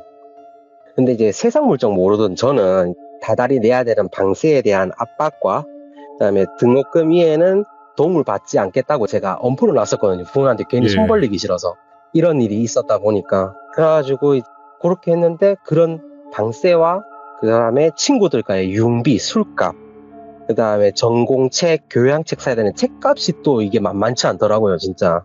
그래가지고 이런 생활비 등등으로 인해서 학교가 끝나면은 매일같이 일을 하러 갔어요, 또 알바하러. 그렇게 1년을 놀고 일하고 공부는 뒷전으로 보내고 이렇게 하니까 1학년을 딱 끝내고 하는데 받은 평점이 1점 후반대인 거예요. 그래가지고 2학년 때는 진짜 내가 일을 악물고 공부를 해야겠다 싶어서 겨울방학 시작하자마자 숙식 제공 공장에 제가 들어가게 돼요. 거기서 3월까지 진짜 그냥 막 죽자 사자 일을 해서 1년 동안 공부만 하자라고 생각해서 그렇게 해서 나오게 됐죠. 근데 이게 계획이 또 그렇진 않더라고요. 생활비에 대한 압박이 너무 컸어요. 삼시세끼 집에서 챙겨 먹는다는 게 진짜 돈이 많이 들더라고요. 집 나오면 고생이지. 예. 그래서 이제 5월까지만 풍족한 라이프 삶을 좀 즐기고 6월부터는 이제 보릿고개를 좀 넘어가기 시작했죠. 그때는 진짜 라면을 딱 하루에 한 끼 하나밖에 못 먹었어요. 그때는 돈이 없다 보니까. 근데 그런 생활을 하니까 친구들이 좀 딱하게 여기면서도 밥도 사주고 술도 사주고 이런 좋은 친구들이 주변에 있어서 그나마 좀 버틸 수 있었던 것 같은데 문제의 이제 사건은 6월 하순 어느 비 오는 날에 터지게 돼요. 친구들이 이제 비도 오는데 막걸리나 한잔 하자고 하면서 근처에 있는 대포집에서 전과 막걸리를 마시고 있었죠. 그러다가 집에 가는 길에 친구들하고 이야기를 하면서 가는데 눈앞에 1,000원짜리 2장이 물웅덩이에 탁 떠 있더라고요. 제가 재빨리 가서 탁 잡으면서 이게 웬 횡자냐고 좋아하면서 뭘 사야 될까 되게 생각을 했는데 새끼다 라면을 먹지만은 새끼만큼은 내가 챙겨야겠다 이런 생각으로 큰 할인마트로 들어가게 됐어요. 근처에 있는. 근데 거기에 당시 상표명을 좀 돌려서 말하면 풀라면 6개들이 한 봉지를 사면은 제가 한 500원인가 400원밖에 안 남았고 라면계 순한 맛의 대표인 그 라면 있죠. 찐라면. 제가 그거를 사면은 순한 맛을 사면은 그거 사고 물도 1.5리터까지 살 수 있는 그 정도의 돈이었어요. 진짜 한참 고민하다가 결국에는 라면계 순한 맛인 그 친구 한 봉지와 그다음에 1.5리터 물을 사서 나오게 된 거죠. 예. 그래서 건너편에 왕복 2차선이어서 그렇게 도로가 크지도 않았어요. 그때 당시에는. 친구들한테 가려고 이렇게 웃으면서 뛰어가는데 한 발짝 한 발짝 내미는데 갑자기 귀에서 또 누가 소리가 들리더라고요. 그 잘난 할매도 오늘은 못 막아. 이라는 소리가 딱 들리더라고요. 그러면서 제가 그때 당시에 슬리퍼를 신고 있었는데 갑자기 도로를 건너가는 와중에 누가 등을 이렇게 탁 밀더라고요. 그냥. 이제 슬리퍼를 신고 있으니까 앞으로 쭉 하고 미끄러지는데 저 멀리서 뭔가 빨간색이 갑자기 진짜 순식간에 제 눈앞까지 오는 거예요. 그러면서 그냥 그게 알고 보니까 차였던 거예요. 빨간색 프라이드 차였는데 그게 그대로 저를 치고 지나간 거예요. 진짜 공중에서 한 2, 3초? 여기 떠 있었는 것 같아요. 그때 이렇게 보는데 친구들의 그 뜨악한 표정도 보이고 그 상태에서 이제 그대로 땅으로 이제 곤두박질 치면서 이제 정신을 잃었죠. 이제 그러면서 꿈 같은 걸 꾸게 됐는데 시골 풍경에 큰 저택이 있고 그 저택의 대문 앞에 옥비녀로 쪽진 그 흰 백발의 할머니가 나와 계시더라고요. 예. 그래서 그 할머니가 대문 앞에서 저한테 미안타 요망한 년이 내 눈을 가려가지고 내 니를 차마 못 봤다 미안타 이런 말을 계속 반복을 하시더라고요. 그러면서 제가 꿈에서 확 깨게 돼요. 깨니까 병원이더라고요. 이제 막 전신 타박상에 갈비뼈 골절되고 왼팔 골절되고 막 그렇게 해서 한 6주에서 한 7주 정도 병원에 있었어요. 딱 눈을 뜨고 주변을 보니까 부모님도 계셨고 친구들도 이렇게 있었죠. 친구들은 저한테 되게 화를 내고 있었어요. 야, 이 도라이 같은 녀석아. 거기서 왜 기어코 차가 오고 있는데 건너냐고. 차 좀 보고 오지. 거기서 왜 건너냐고 이렇게 막 화를 내고 있고 부모님은 울면서 우시면서 이제 그만하라고. 예. 집에 와서 들어와서 살라고 우리가 잘못했다고. 이렇게 얘기하시면서 좀 울적한 마음이 있어서 같이 울었던 것 같아요. 그러면서 이제 앞에 있는 탁자를 딱 봤는데 거기에 라면이 이렇게 있더라고요. 그래서 저게 뭔가 싶어서 이렇게 보고 있으니까 친구가 말하더라고요. 야, 네 목숨보다 더 소중한 라면 내가 저 위에다 올려놨다고. 그래서 이게 뭔 말인가 싶어서 뭔 소린데 이렇게 물어보니까 빨간색 프라이드가 와서 네 치고 지나갔을 때 거의 날아간 수준이었다고. 진짜 그렇게 날아가서 땅바닥에 곤두박질 쳐가지고 피 흘리고 있는데 그 와중에 그 라면은 손에서 절대 안 놓고 있더라. 이렇게 얘기를 하는 거예요. 119가 오고 니를 싣고 병원을 가는데 응급구조요분들이 네 몸 상태를 체크하려고 하니까 라면을 빼려고 하니까 본 놈의 힘이 그렇게 센지 3명이 달라붙어서 겨우 떼냈대요. 그 라면을. 그렇게 얘기를 하더라고요. 그래서 이제 그 라면을 보니까 진짜 약간 좀 얼룩덜룩하게 피 같은 게 좀 묻어 있더라고요. 아이고. 그 이후로는 진짜 반년 동안 집에서 요양하고 통학하면서 학교를 다녔고 그리고 22살이 됐던 해에 입대를 하게 됩니다. 네 번째는 군대 편입니다. 이제 이때 약간 좀 본격적으로 내가 이제 수호령이 있고 나를 지켜주시는 분이 있다라고 조금 어렴풋하게 좀 느낀 사건인데 이게 조금 끔찍한 경험이라 가지고 최대한 네. 순화해서 제가 좀 잘 이야기를 좀 해보겠습니다. 때는 제가 대형차 운전병이었었고 상병 초 때 이야기입니다. 그날도 수송관하고 정비관한테 붙잡혀서 어김없이 이제 차량 이제 보수 작업을 하던 때였는데 가을의 느낌을 받으면서 떨어지는 낙엽도 보면서 구름 과자도 태우면서 따분한 일과를 이렇게 좀 보내고 있는데 군용 5톤 바퀴를 정비하는 과정에서 사고가 일어난 겁니다. 예. 사진을 보시다시피 군용 차량은 일반 싸제 차량이랑은 다르게 타이어 부분, 고무 부분, 그 다음에 타이어 림이라고 해서 제가 그 빨간색 화살표로 표시해 놓은 부분이 있어요. 그 부분이 진짜 링처럼 생긴 거거든요. 그리고 그 안쪽에는 타이어 드럼이라고 예. 얘기를 하고 보통 그래서 이 차량 바퀴를 분해하고 다시 재조립할 때는 타이어를 타이어 드럼에 먼저 끼우고 그 다음에 타이어 림을 끼운 다음에 바람을 넣는데 이게 타이어에 바람을 주입할 때 타이어 드럼이랑 타이어 림이 고정이 안 되면은 이게 진짜 큰 사고로 벌어지거든요. 오. 그래서 보통 이제 타이어 드럼 부분에 이제 쇠 파이프나 아니면 빠루 같은 거를 십자가 부분으로 끼운 다음에 바람을 넣게 돼요. 문제는 이때 발생을 한 거죠. 이제 같은 동기였던 차량 정비병인 동기 한 명과 후임 한 명이 이제 차량 정비고에서 타이어 바람을 놓고 있었는데 저는 한 200m 정도 떨어진 수송부에서 구름과자를 태우면서 정비하고 있는 동기와 후임 모습을 이렇게 보고 있었어요. 동기가 후임한테 야 이거 왜 이렇게 바람이 안 들어가? 이렇게 얘기를 하고 있었고 후임은 이상합니다. 바람이 잘 안 들어가지 말입니다. 이렇게 대화를 하고 있었어요. 보다 못한 제가 동기한테 야 비키봐라 내가 한번 해볼게 라고 말을 하면서 피우던 구름과자에 불을 끄고 살짝 일어나려고 엉덩이를 뗐던 순간이었거든요. 근데 갑자기 어떤 힘이 제 어깨를 누르고 그대로 의자에 다시 앉혀버리더라고요. 그래가지고 당황해서 이러고 있는데 그때 또 익숙한 할머니 음성. 됐다. 가만히 있어라. 저질이 하지 말고. 이 저질이라는 게 경상도 사투리로 띠리하게 하지 말고 그러니까 해픈 일 하지 말고 그냥 가만히 있어라. 뭐 이런 쪽의 단어거든요. 이게 뭔가 싶어가지고 양옆을 이렇게 약간 두리번 거리고 있는 순간에 갑자기 뻥 하고 소리가 난 거예요. 헐. 그러면서 곧바로 또 비명 소리가 이어지게 되죠. 예. 타이어 림이 공기 주입 때 버티지 못하고 그때 십자가로 바로를 꽂아 넣었어야 됐는데 이 친구들이 그걸 안 하고 그대로 공기를 넣고 있던 상황이었던 거예요. 그러면서 공기 주입 때 타이어 림이 버티질 못하고 그대로 튀어오른 거죠. 그 강철 링이.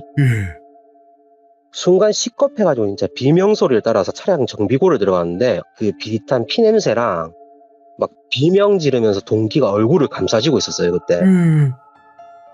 괜찮냐고 제가 동기한테 뛰어갖고 상태를 확인하려고 손 좀 치워봐라 이러는데 동기가 야 내 눈 빠질 것 같다, 아니다 내 눈 빠진 것 같다 뭐 이렇게 막 비명을 지르더라고요 계속.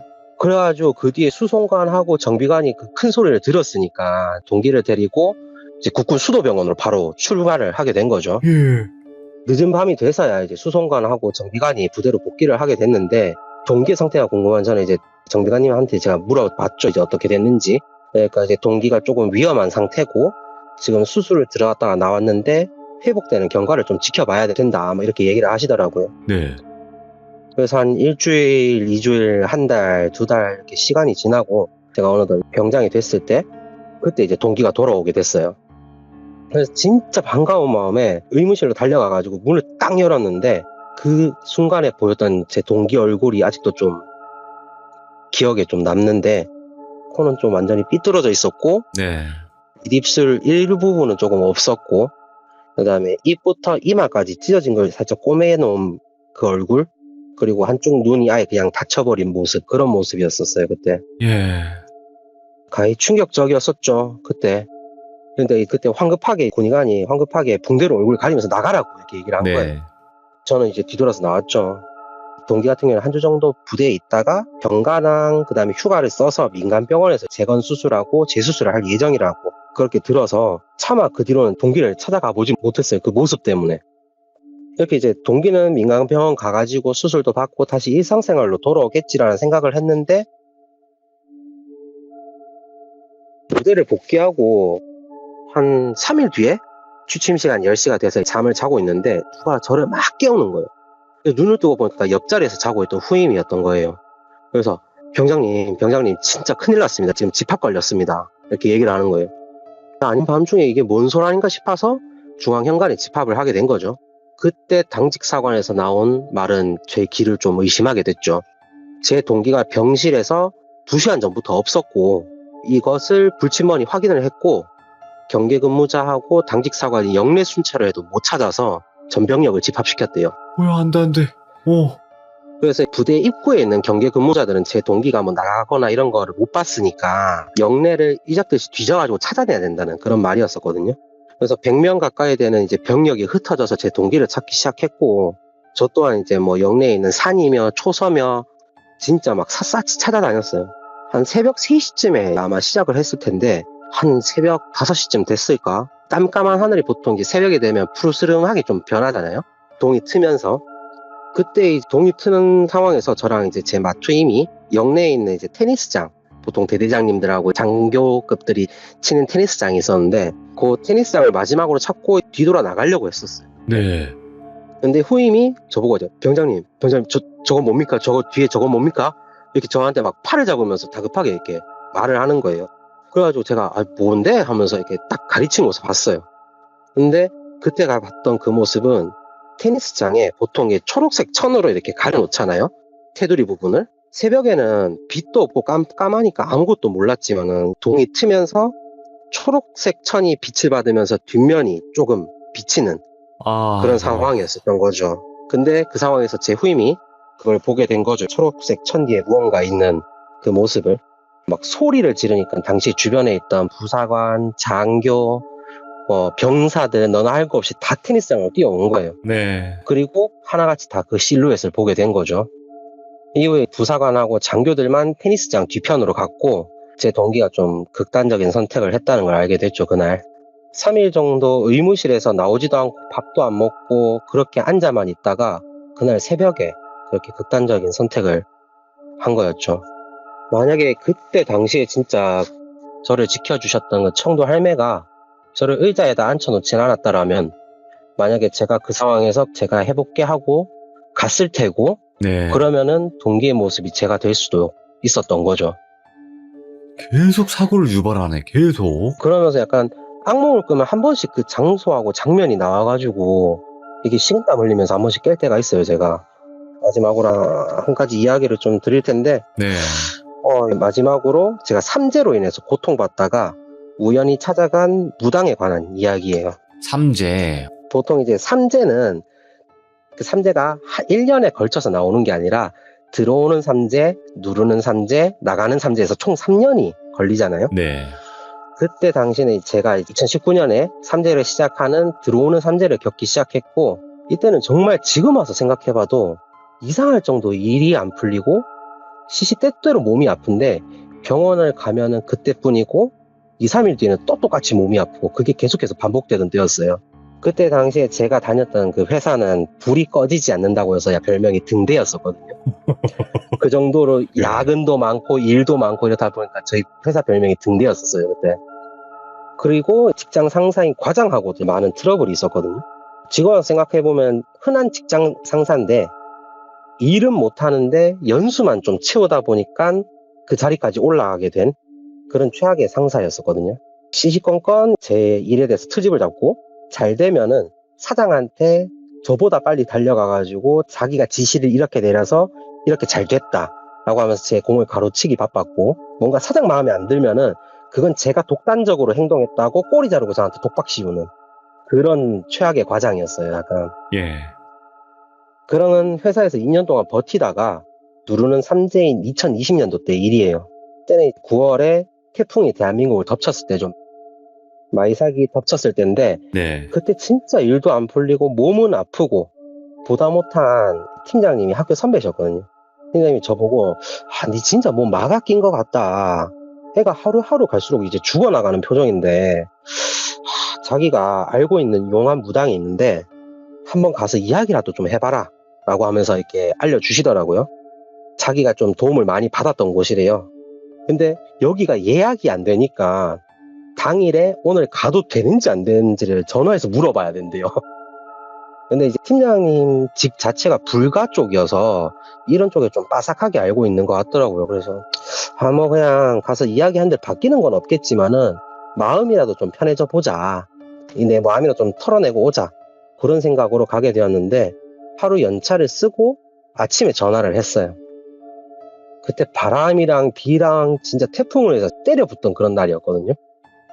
어느 할머니 분께서 전화를 받으시더라고요. 이분이 근데 그 무업을 지금은 접으셨는데 가명으로 이분을 무릎팍 도사님이라고 제가 하겠습니다. 좋다. 예. 그래서 제가 혹시 무릎팍 도사님 맞으십니까? 하니까 할머니께서 맞다고 웬일이냐고 이렇게 말씀 주시길래 제가 오늘 점 좀 보러 가려고 하는데 괜찮을까요? 이렇게 하니까 이래 비 오는데 오늘 오시려고 이렇게 얘기를 하시는 거예요. 그래서 좀 어려울까요? 왜냐하면 저희가 연차도 진짜 쉽게 못 쓰는 회사였어요. 그러니까 오늘 어쨌든 무조건 가야 되는 거죠, 저는. 그래서 좀 안 될까요? 이렇게 얘기하니까 할머니께서 근데 왠지 일주일 전부터 계속 신경이 쓰이더니 그게 총각 때문에 그런 것 같다. 조심해서 오너라. 이렇게 얘기를 하시는 거예요. 그래서 제가 예, 알겠습니다 하고 거기가 큰 지역으로 말씀드리면 경남 쪽이었어요. 경남 쪽으로 이제 차를 몰고 가게 됐죠. 와, 근데 비가 진짜 옥수같이 때려 붙더라고요. 진짜 앞도 안 보이는데 겨우겨우 막 운전해서 가고 도로에는 막 나무 뽑혀서 막 날아가고 있고 막 흙은 막 내려와 있고 토사가 막 내려와서 막 도로 덮치고 있고. 예. 그래서 진짜 조심조심해서 가야겠다. 그렇게 해서 진짜 그 경남에 있는 무릎팍 도사님한테 도착을 했죠.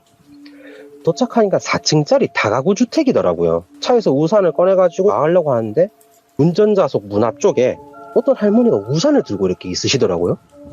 그래서 창문을 딱 열고 할머니한테 할머니 혹시 하실 말씀 있으세요? 이렇게 물어보니까 할머니가 약간 좀 빙그레하게 웃으시면서 자넨가 보다 오늘 날 찾아온 총각이 이렇게 얘기를 하시더라고요.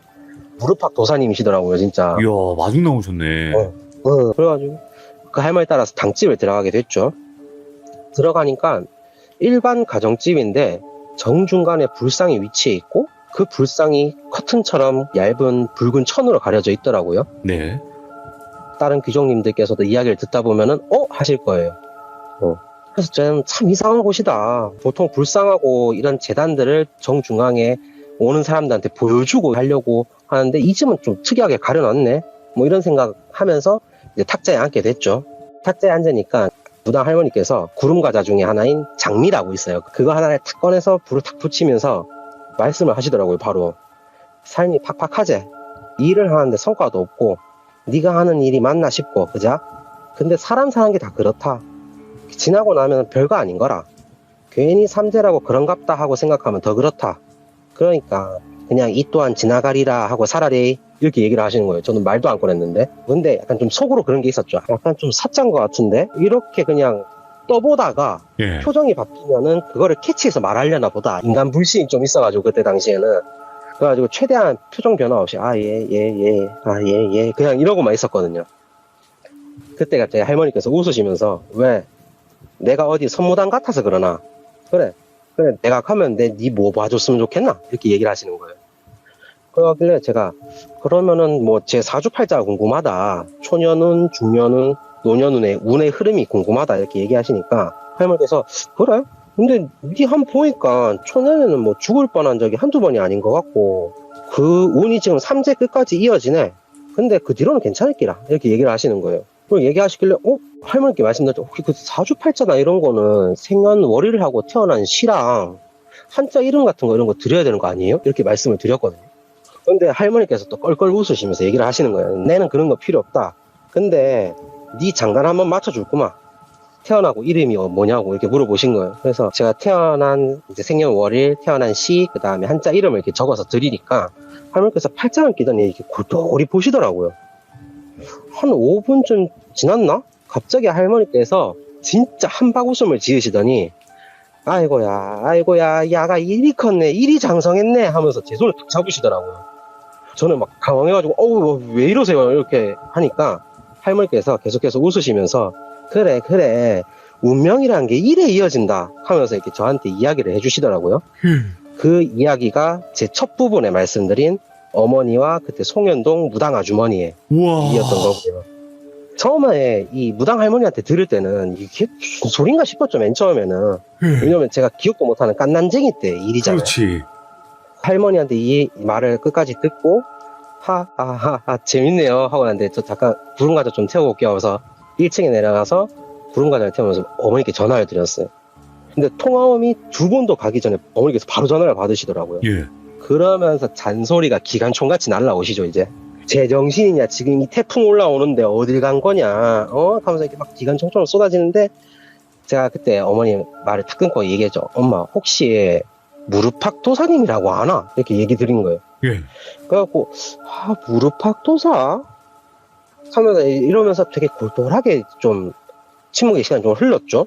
그러더니 갑자기 어머니께서 네 옛날에 어릴 때 너무 아프고 자꾸 울고 먹지도 못하고 그래갖고 한의원 갔다가 거기 한의사가 그 소개시켜준 무당이 그 무당인 것 같은데? 비슷한 것 같은데? 이렇게 얘기를 하신 거예요. 와. 그 순간에 단박에 제가 당집으로 올라가서 무당 할머니한테 전화를 바꿔드렸어요. 예. 그러니까 할머니가 전화 탁 받자마자 세대 잘 있었나? 네 아들이 이래 장성했네. 잘 컸다. 잘 컸어.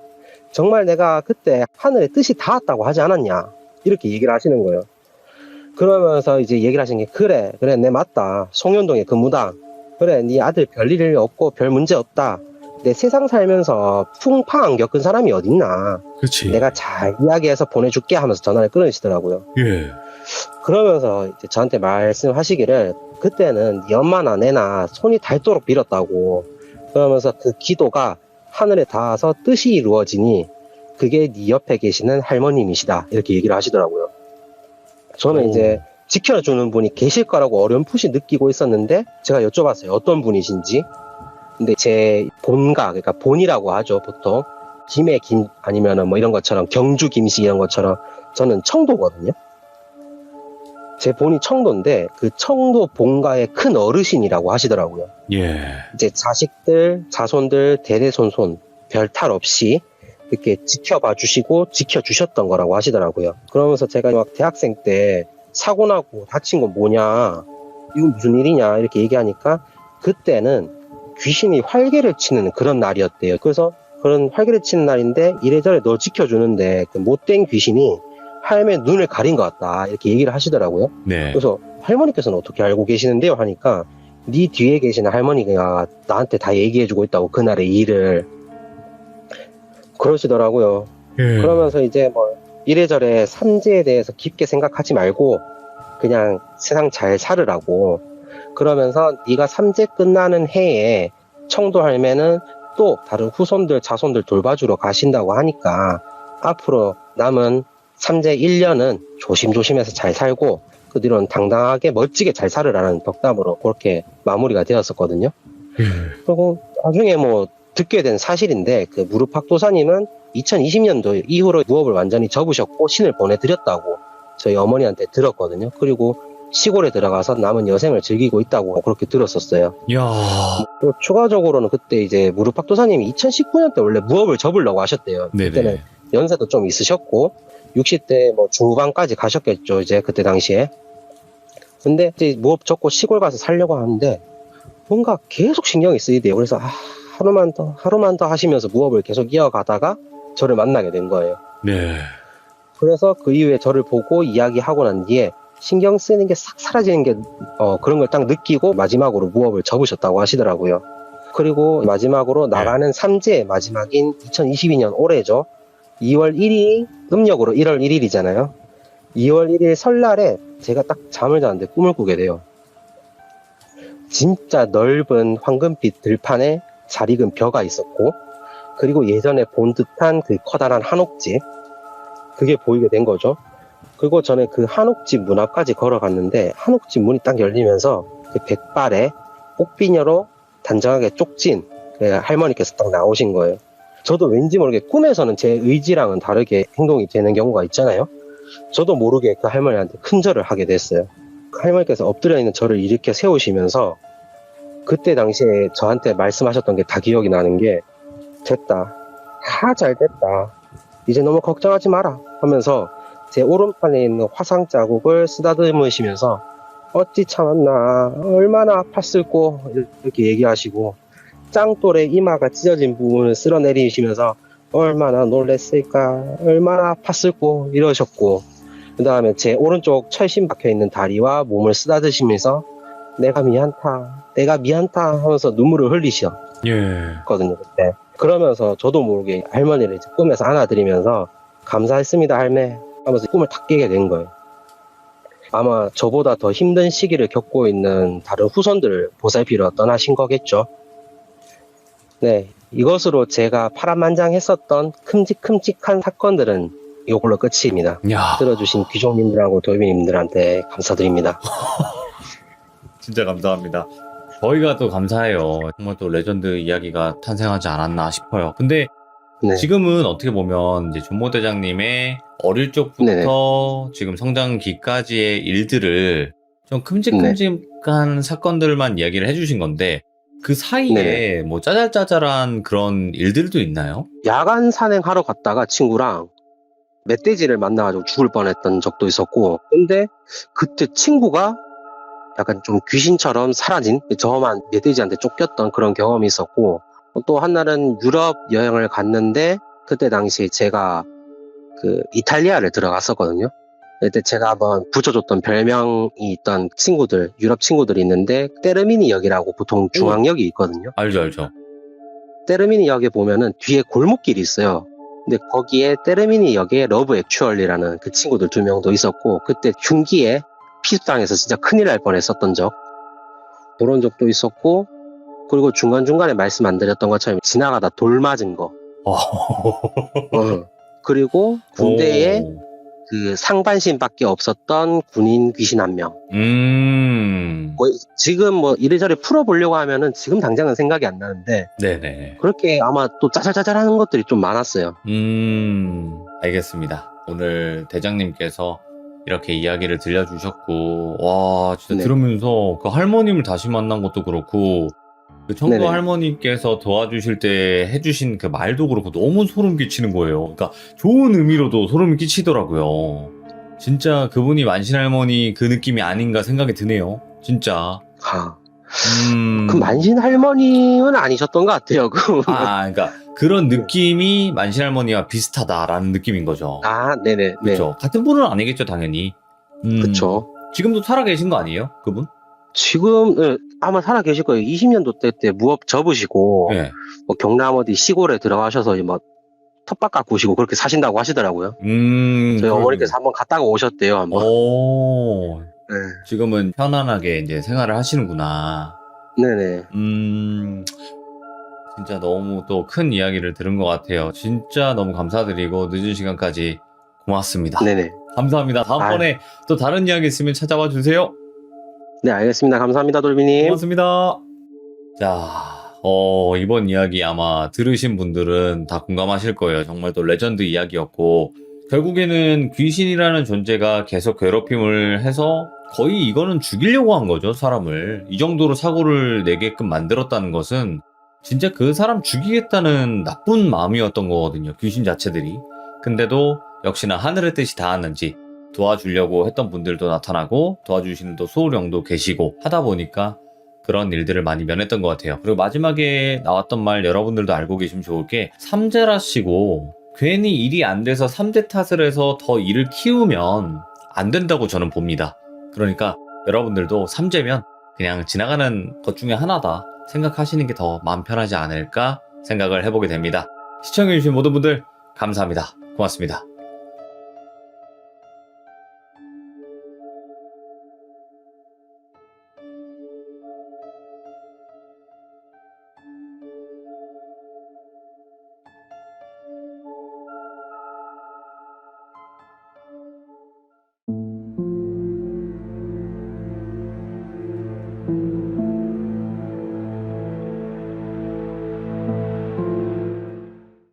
자, 이번 이야기는 시청자 너굴파파님께서 이야기를 들려주실 건데요. 오늘 해주실 이야기는 바로 졸음쉼터, 고속도로에 있는 졸음쉼터에서 또 소름 돋는 그런 형체를 목격하셨다고 합니다. 어떤 이야기일지 바로 한번 들어볼게요. 네, 안녕하세요, 돌비님. 아이고, 너굴파파님 안녕하세요. 네, 안녕하십니까. 야, 또 어떻게 하다가 보니까 또 너구리 그 이야기가 나왔었는데 네. 자연스럽게 또 너굴파파님으로 이어졌네요. 그러네요. 네. 근데 궁금한 게 있습니다. 너굴파파님은 네네. 너굴파파라고 닉네임까지 지을 정도인데 너구리를 좋아하십니까?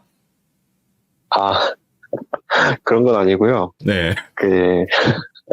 저희 아기 태명이 너구리였어요. 아, 아기가. 네네. 아이고, 또 귀여운 태명이네. 자, 그러면 너굴파파님 오늘 해주실 이야기. 여기가 이제 고속도로에 있는 졸음쉼터라고 하는 곳들이 이게 많잖아요? 그렇죠. 근데 곳곳에 있죠. 곳곳에 있는데 이야기에 나올 곳은 어딘지가 궁금하긴 해요. 아, 네. 정확히 일단 위치부터 먼저 말씀을 드릴게요. 예. 거기가, 이제 경상도 지역 거주하시는 귀족님들이라면 아실 테지만, 대구에서 부산으로 내려가는 방향에 대구 부산 간 고속도로가 있어요. 예. 네, 근데 대구에서 부산까지 가는 고속도로 안에 휴게소는 딱 한 군데밖에 없거든요. 예. 청도 새마을 휴게소라고 딱 한 군데밖에 없는데 졸음쉼터가 그 휴게소가 나오기 전 마지막 졸음쉼터가 한 군데가 있어요. 예. 그곳입니다. 오. 그러면 확실히 어딘지는 알 수 있겠네요. 그렇죠. 예. 이야, 알겠습니다. 그러면 도대체 거기서 어떤 걸 목격을 하신 건지 바로 한번 들어보도록 할게요. 렛츠 고! 길이십니다. 렛츠 기릿!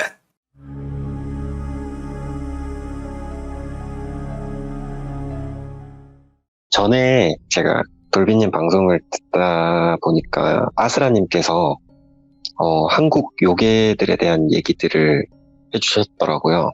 그쵸. 아스라님도 하셨었고, 다른 분도 하셨었고. 네, 거기 되게 다양한 요괴들이 나왔었잖아요, 얘기 중에. 그렇죠. 근데 제가 오늘 해드릴 얘기에도 한국 요괴가 나와요. 요괴가? 요괴를 보신 적이 네. 있어요?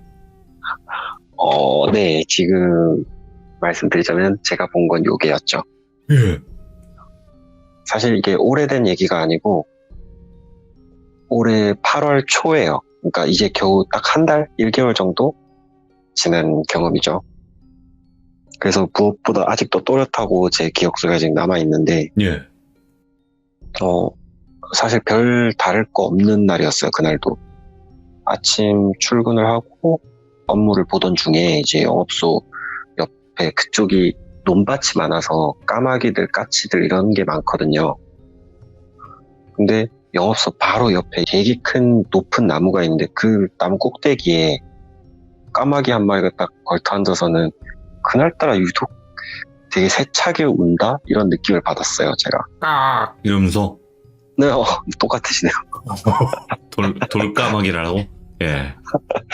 되게 세차게 운다. 쟤 되게 힘있게 우네. 이런 느낌을 받았었어요. 네. 근데 사실 까마귀라는 새는 원래는 굉장히 똑똑한 새고, 그런데 한국 정서상 좀 너무 새카맣다 보니까 나쁜 이미지를 가지고 있잖아요. 그렇죠. 네, 그래서 저도 뭐 썩 그렇게 기분이 좋지는 않더라고요. 그 소리를 들으면서. 그렇게 뭔가 좀, 이상하다, 찝찝하다, 이런 생각을 가지고 외근을 나섰어요. 그렇게 차를 타고 고속도로를 통해서 그 영업소에서 1시간가량 운전을 하고 가면 부산에서 떨어진 밀양이라는 도시가 나오거든요. 네네. 네, 그 밀양시의 해당 지역 거래처를 제가 도착을 했는데, 거래처 직원분이 제 차량을 이제 딱 보시더니, 갈 때 조심해야겠는데? 이러시는 거예요. 예? 네? 왜요? 이러고 딱 차를 봤는데, 차 뒷타이어가 이게 펑크 난 수준이 아니라, 뭐 되게 뾰족한 걸로 이렇게 누가 갈기갈기 찢어놨다고 해야 되나? 오. 그것도 타이어 옆면을 찢어놔가지고 그냥 이제 너덜너덜거리고 있는 거예요. 근데 저는 원래 타이어가 그렇게 바람이 다 빠지면 차량이 뭐 핸들 조작이 어렵다거나 이렇게 돼야 되는데, 제가 회사 차량이라서 그때 당시에 포터 트럭이었거든요. 예. 네, 그러다 보니까 트럭은 뒷타이어가 한쪽에 2짝씩 꼽혀 있어요. 그래서 바깥쪽 타이어 한 짝만 그렇게 찢어져 있어서 안쪽 타이어가 있다 보니까 버틴 거였거든요. 예. 그래서 일단은 너무 깜짝 놀랐지만 일단 빨리 수리부터 하고 업무를 계속 봐야 되니까 근처에 가서 그냥 타이어 하나를 새 걸로 교체를 했어요. 좀 찝찝한 게 계속 남아있긴 했는데 그래도 새 타이어로 교체도 했고, 그러니까 뭐 별일 없겠지 하고 대구 거래처로 운전을 해서 갔어요. 뭐 크게 제가 신경 쓸 만한 거나 이런 일은 크게 없었거든요. 대구까지 가는 길에도. 그런데 이제 문제는 퇴근길에 생긴 거예요. 제가 업무를 다 마치고 나면 한 오후 12시? 12시에서 오후 1시 정도? 완전 대낮이거든요. 현장 퇴근을 하기 위해서 대구에서 부산으로 향하던 길이었는데, 아까 말씀드렸던 그 고속도로에서 예. 대구를 막 벗어나자마자부터 시작해서 평소랑 다르게 졸음이 미친 듯이 쏟아지는 거예요. 고속도로에서 졸음운전은 굉장히 위험하거든요. 그거는 목숨이랑도 연관이 되어 있는 거기 때문에. 그렇죠. 그래서 빨리 휴게소든 졸음 쉼터든 뭐든 빨리 나와라. 갓길에 세우면 위험하니까 네. 갓길은 절대 안 되고요. 그래서 뭐든 빨리 나와라. 좀 눈 잠시라도 좀 붙이고 쉬다가 가야겠다. 이러고 제발 빨리 나와라 이러면서 가는데, 졸림을 솔직히 이길 수는 없잖아요. 예. 이거 한번 졸리기 시작하면 제가 뭐 창문을 양쪽을 다 열고 달리고 뭐 노래를 크게 틀고 노래를 부르고 별짓을 다 해도 이게 안 이겨지는 거예요. 그렇게 졸림도 오고 머리도 계속 지끈지끈 아프고 식은땀도 나고 막 이러면서 계속 내려갔어요. 근데 제가 항상 다니는 도로기 때문에 되게 길을 잘 알거든요. 눈에 익잖아요. 자주 가던 길은. 이런 말 하면 안 되지만 솔직히 눈 감고도 갈 수 있을 정도의 그런 도로란 말이에요. 많이 다니셔서. 네, 너무 자주 다녀서. 근데 그날은 졸리기도 하고 머리도 계속 지끈지끈 아프고 식은땀도 나고 이래서 더 집중해야 되겠다. 평소랑 다르다. 이런 느낌을 받으면서 계속 내려왔어요. 그렇게 계속 꾸벅꾸벅 졸면서 이제 차가 일로 갔다 절로 갔다 되게 위험했었거든요.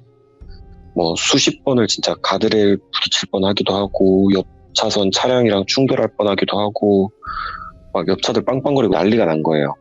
예. 그렇게 억지로 겨우 이겨내 가면서 가고 있는데 졸음쉼터 표지판이 딱 보이는 거예요. 이제 1km 앞 이런 식으로 표지판이 딱 보이길래 와, 살았다. 저기만 빨리 가자. 저기까지만 가자. 이러고 표지판 발견했을 때 제가 1차선에 있었기 때문에 졸음쉼터로 입장하기 위해선 2차선으로 차선을 변경을 해야 되잖아요.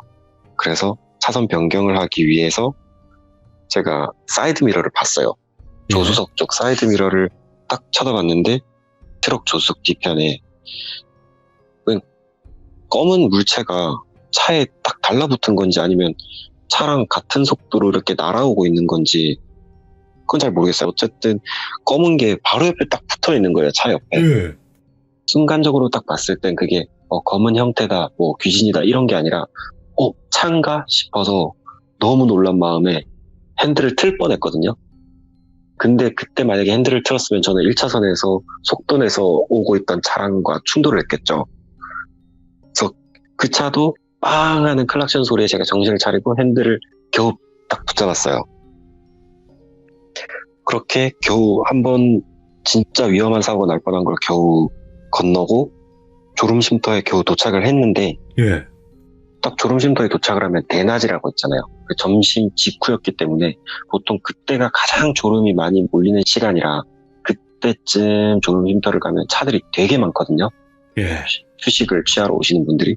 근데 그날 딱 제가 졸음쉼터에 도착을 했는데 저 말고는 진짜 차가 단 한 대도 없는 거예요. 예. 이게 실제 사진인 거잖아요. 그죠? 네, 제가 오늘 찍어서 예. 보내드렸으니까. 그곳이 작아요. 졸음쉼터 치고는 되게 협소한 편이고 이런데 어쨌든 아무리 작다고 해도 차가 한두 대 정도는 있거든요. 근데 네. 그날은 진짜 단 한 대도 없는 거예요. 제 차 말고는. 예. 그래서 좀 뭐 이상하다 이런 생각을 할 수가 없었어요. 왜냐면 너무 졸렸고 머리도 너무 아팠고. 그래서 일단 도착하자마자 뭐 바로 주차를 해놓고 바로 뻗어버렸죠. 그냥. 그게 얼마나 잠든지도 모르겠어요. 그냥 뭔가 이상하다, 뭔가 답답하다, 왜 이렇게 갑갑하지? 뭔가 거대한 사람이, 저보다 덩치가 훨씬 큰 사람이 제 온몸을 이렇게 꽉 끌어안고 있는 듯한 느낌? 오. 그런 느낌이 들어가지고 너무 갑갑해가지고 좀 이런 식으로 투정 아닌 투정 같은 걸 부리면서 잠에서 깼어요. 예. 근데 머리가 너무 아파서 눈을 못 뜨겠는 거예요. 잠은 깼는데. 그래서 눈 뜨고 자야 되는데 너무 귀찮다, 너무 머리 아프다 이러다가 천천히 눈을 떴어요.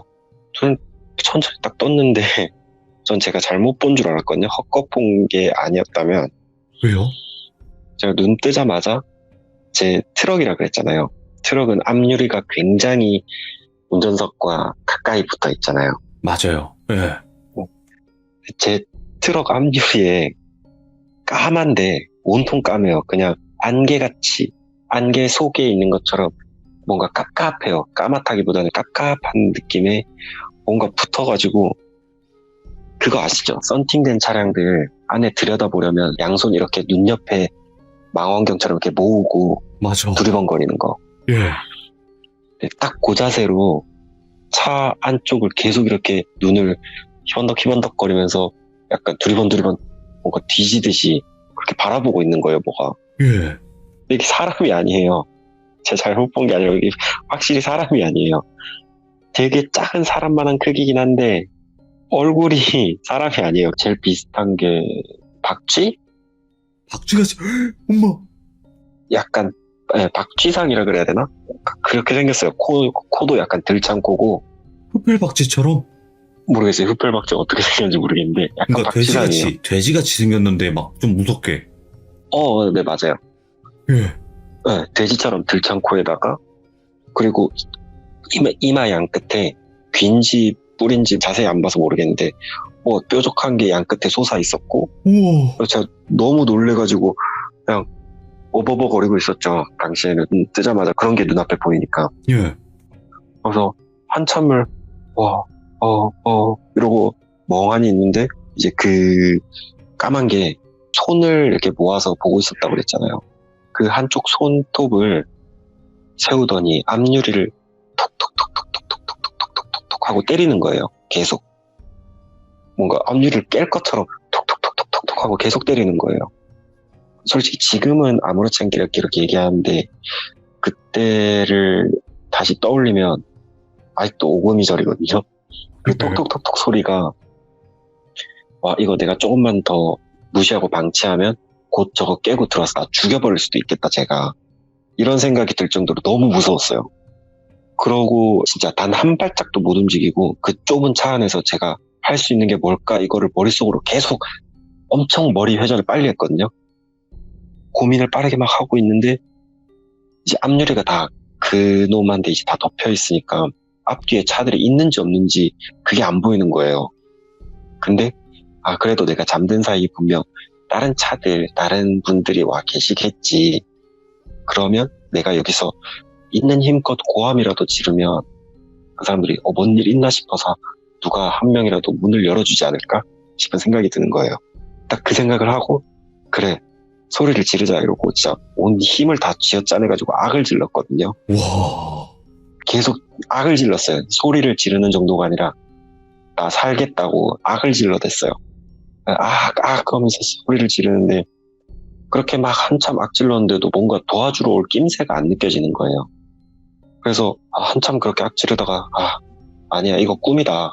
이거 현실 아니고 꿈이다. 이 생각이 드는 거예요. 그 생각을 하자마자 제가 그냥 그놈을 이제 똑바로 쳐다보고 좀 웃긴데 욕을 막 했어요. 비속어를 막 되게 말할 수 없을 만큼 심한 막 욕도 하고. 쌍욕을.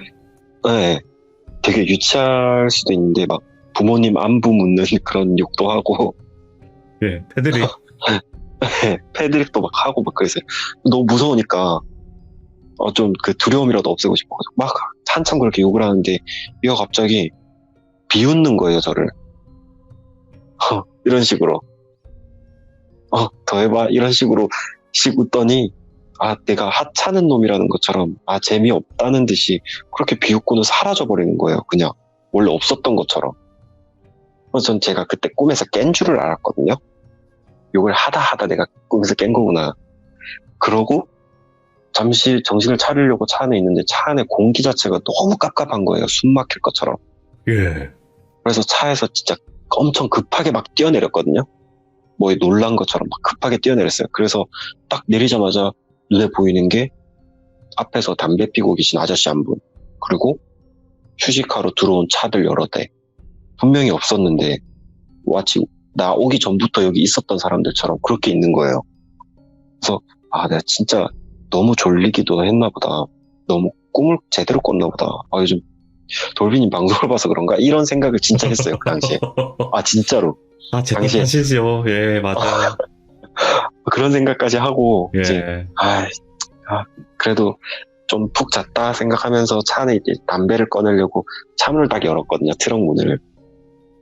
열자마자 진짜 비명 지르고 싶었던 게, 차 문 열고 담배를 꺼내려고 하는데, 앞유리가 눈에 보이는 거예요. 근데, 아까 걔가 콕콕콕콕 찔러댔잖아요, 앞유리를. 네. 차량 앞유리에 흔히들 돌빵이라고 말하는 그 돌빵 자국처럼 걔가 쳐댄 곳만 콕콕콕콕콕 무슨 자국이 나 있는 거예요, 앞유리에. 실제로요? 네, 실제로. 예. 그래서 진짜 그걸 보는 순간 미칠 것 같더라고요. 온몸이 막 덜덜 떨리면서. 와, 이 꿈이 아니었나? 뭐지 그럼? 싶은 생각이 들어가지고 그걸 지워보려고 뭔가 보려고 앞유리를 가서 이렇게 쓱쓱 손으로 문대봤어요. 근데 그냥 쓱 지워지더라고요. 먼지 묻은 것처럼. 근데 보기에는 분명히 뭔가 찔러댄 자국처럼 보였거든요. 근데 실제로 닦아보니까 그냥 먼지 묻었던 것처럼 너무 자연스럽게 다 지워지더라고요. 그래서 그거를 미처 못 찍는 게 진짜 한인데 어쨌든 그걸 보고 너무 떨리기도 하고 이래서 솔직히 이 얘기를 듣는 귀족님들이 무슨 사내 새끼가 다 커가지고 뭐 그런 걸 무섭다고 하냐 예. 이렇게 하실 수도 있어요. 근데 제가 당시에 마주한 그놈은 그냥 그 존재 자체만으로 너무 두려운 거였어요. 그 위압감이 엄청났구나. 네. 그냥 진짜 우리가 없는 상태에서 맹수를 마주한 기분? 와. 그래야 되나? 일반 귀신이랑 그 정도. 천지 차이예요? 네. 저도 솔직히 뭐 보고 느끼고 어느 정도는 하지만 어떤 걸 봐도 이 정도까지는 아니었거든요. 예. 그냥 눈앞에 있는 것만으로도 죽을 것 같아요, 사람이. 예. 어쨌든 그런 느낌이었는데 이제 구름과자는 하나 먹으면서 마음을 좀 깔아앉히고 벤치에 앉아서 이렇게 좀 심호흡 좀 하자 이러고 벤치에 앉아서 막 쉬고 있는데 제가 사진에 그 철조망 쪽 마지막에 보내드린 사진 있죠? 예. 철조망 어. 이렇게 찍어놓은 사진. 음. 그 철조망 너머로 보시면은 논이네.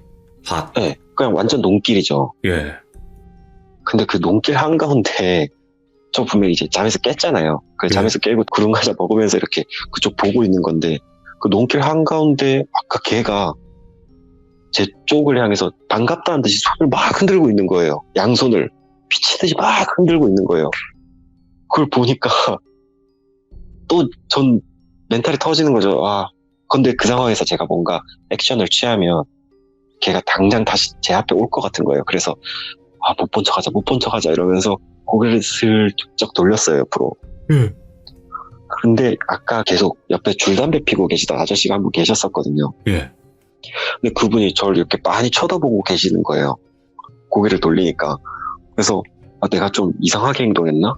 남들 보기에 좀 이상해 보였나? 이렇게 생각을 하고 그래도 아직 좀 전 두려움을 느끼고 있는데 근데 뭐 일단은 너무 지친 상태라 가지고 제가 뭐 아무것도 못했어요. 그 아저씨한테 왜 쳐다보세요 이런 말도 못했고 그냥 가만히 앉아만 있었어요. 그 못 본 채 하고 걔는. 그러고 있는데 그 아저씨가 이제 옆에 갑자기 쓱 다가오시더라고요. 혹시 담배 하나 빌릴 수 있겠냐고 이러시는 거예요. 근데 그분이 딱 그 말을 걸어주시는데 그 말 걸어주는 것 자체가 너무 막 약간 축복받은 것처럼 느낌이 너무 고마운 거예요. 살려줬어. 너무 감사했어요. 네, 저를 살려주신 느낌? 그렇고 너무 감사해가지고 그럼요 이러면서 되게 흔쾌히 담배 한 개를 꺼내가지고 건네드렸어요. 근데 건네면서 안 해도 되는 말인데 그냥 담배만 전해드리면 되는데 쓸데없는 말들 있잖아요. 뭐 날씨 좋네요. 뭐 비가 빨리 와야 될 텐데 농작물 다 상할 텐데 뭐 그러고 뭐 어디 사세요? 백신을 맞으셨어요? 뭐 이런 얘기들을 막 진짜 계속 했어요. 한 달 전이니까. 백신. 예. 예. 그런 얘기 막 하는데 그 아저씨가 제 말을 하나도 안 무시하고 하나하나 다 대답해 주시는 거예요. 예? 그래서 대화를 되게 오래 했어요. 그렇게 대화를 막 한참 하다가 그분이 갑자기 이제 됐다. 됐다 청각 이러시는 거예요. 예. 그래서 제가 뭐가요? 이러시니까 두억신 같다 이러시는 거예요. 두억신이? 네. 근데 그 아저씨는 두억신이라고 안 하시고 두억신이라고 하셨어요. 예. 두억신 같다 이러시는 거예요. 제가 그때는 두억신이가 뭔지 몰랐어요. 진짜로 두억신이가 뭔지 아예 몰랐어요. 뭐 그슨새, 그슨대 뭐 이런 거는 전에 다른 분들이 얘기해 주셔서 알고 있었는데 예.